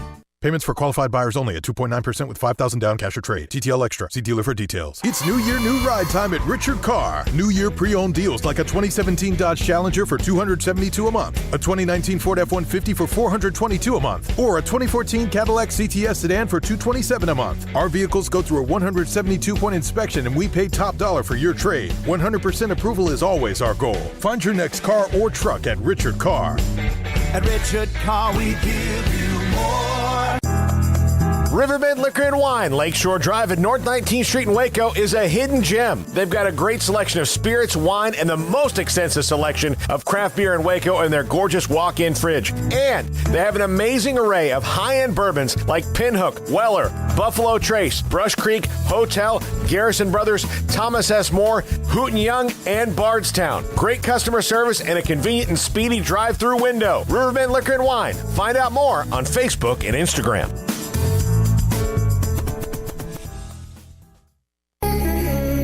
Welcome back to Sikkim 365 Radio. This is Paul Catalina's Top 5 at 5:55, presented by Champion Salon and Barber. To book your appointment, go to championsalonandbarber.com. Top 5 things that didn't exist when Tom Brady started playing. This is the 22 years. Oh, my Lord. Some of these things we don't really need. Some of them we've had and are kind of going away. And some of them are even different now. Number 5, social media did not exist. Yeah. Instant Messenger was the most social media you got in the year 2000. Yeah, and that was private. Yeah. I mean, for the most part. I mean, you could have, like, I guess, multiple people, chat, but, yeah. I mean, it was just that conversation. It wasn't broadcast to the world by any means. There was no MySpace. There was no Friendster. Yeah. There was no Facebook, Twitter, any of that. I know there's probably people that can't think about a time, like, and not having it, and still there's people who have experienced both that probably would still prefer to have it, and I don't know. I go back and forth. I really feel like it's brought out probably more of the worst than it has brought out the best. I think that's fair to say. I felt if we had some sort of social contract on it. Would there be cancel culture without social media? There's always kind of been cancel culture. Just not. I mean, but what is cancel culture really? It's calling out people for bad crap that they did. I mean, when you think about it, people throw around cancel culture and they act like somebody totally innocent gets taken down. Give me one example of that. That's not what's happened. Like, and I think cancel culture has been kind of stolen and taken and spun a certain way. To like, if you ever speak up about anything that this party doesn't agree to, then you're cancel culture, and that's not what it is. The people who kind of get canceled for defending someone who was canceled eventually all kind of come back. It all comes back. They all kind of come back. Yeah, So there wouldn't be a lot of things though without social media. That's for sure. Yeah. Number 4, Blu-ray discs. Remember when the DVD got upgraded to a high definition format, Blu-ray discs. Now, just 21 years later, Blu-ray discs, you can still get them, and they still have high quality video, but you don't really need them. I've actually seen a few people out there who are starting to collect DVDs again. Yeah. It's almost become like the new thing to go back older because, you've got the firm copy and all of that. But not just regular DVDs, Blu-ray DVDs because of the quality of them. I've actually seen a couple people comment on that. I have a ton because I was a movie collector, but now I've not bought one in a couple years because I don't really need young and buy. I've got like 120 movies in here. Yeah, exactly.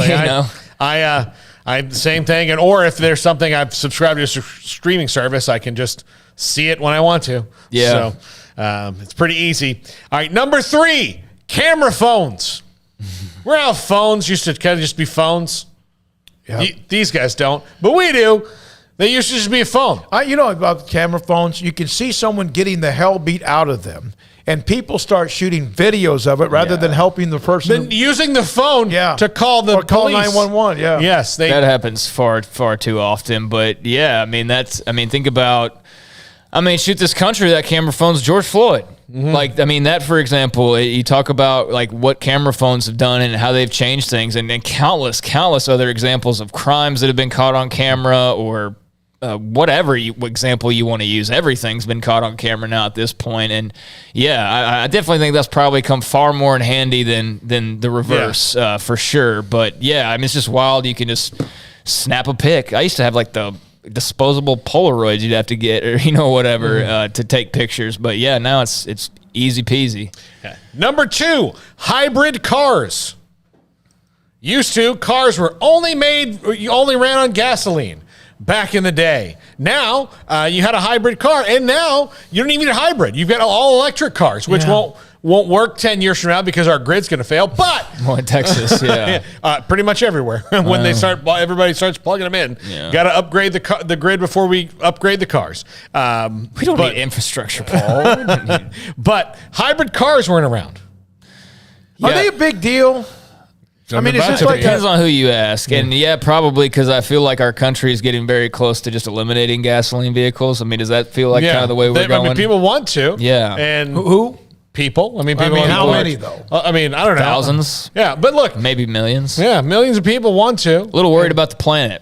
Worried about the planet and all we've done to it because, if you really look at it, we have not treated this place very well. And I know some people will roll their eyes at, like, ice caps melting or whatever, but, it's not all baloney. It's really not. I don't know if, going all electric is going to save us all, but yeah. I'll be thrilled when we have all electric cars. That's fine, but we got to fix the grid first. But these did not exist. Texas will be the 50th state to comply to that rule. I can guarantee you that right now. One of our big industries. And we still need it for the jets and the rocket ships and...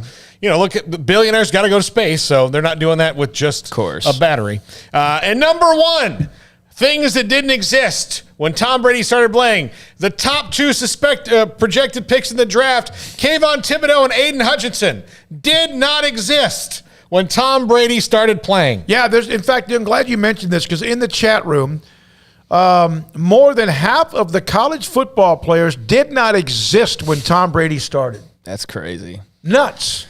Yeah, that's how long he's been around, man. It's wild, like to have the career that he had for as long as he had it and to be as impactful as it was. Again, with the Super Bowls, the other championships, like conference titles and whatnot. That's nuts to think about. He played a whole career in the time that some of these guys have been alive. That's unbelievable. Kansas and Iowa State, Paul, thank you very much. Top 5, Kansas and Iowa State have tipped a couple of minutes into that one. Then, of course, 8 o'clock, the best game might not be the one that's getting all the attention, Texas and Texas Tech. There's Auburn and Alabama play at 8 o'clock tonight as well, but we'll see and have more on that tomorrow.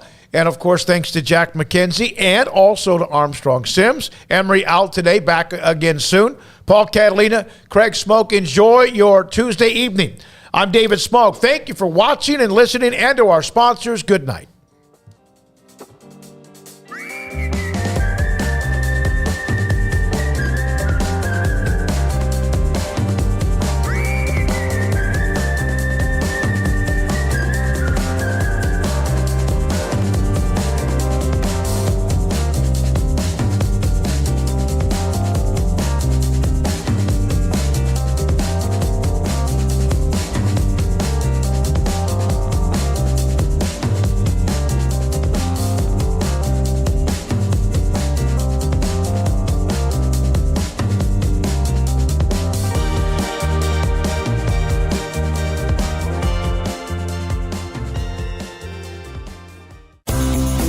Ideal MRI is a small family business right here in Central Texas. We're open to support you while lowering the cost of healthcare bills. When you need an MRI, ask your doctor for an Ideal MRI. Visit us at idealmri.com or call us at 833-IDEAL-MRI. Stepping into the boots of a U.S. Army officer can add confidence and leadership skills to your son or daughter's career path. See all the things they can achieve in our boots at GoArmy.com. U.S. Army Waco Recruiting Company, 254-598-8131 or 254-776-1543. After my first car accident, I feared the biggest damage would be to my wallet. I expected a mountain of bills and a long, drawn-out process. But my Texas Farm Bureau insurance agent was there when I needed her and helped me get back on my feet and in my car in no time. Instead of a hassle, I got reassurance and a quick recovery. Stop by and see our agents at one of our 3 McLennan County locations. Coverage and discounts are subject to qualifications and policy terms and may vary by situation.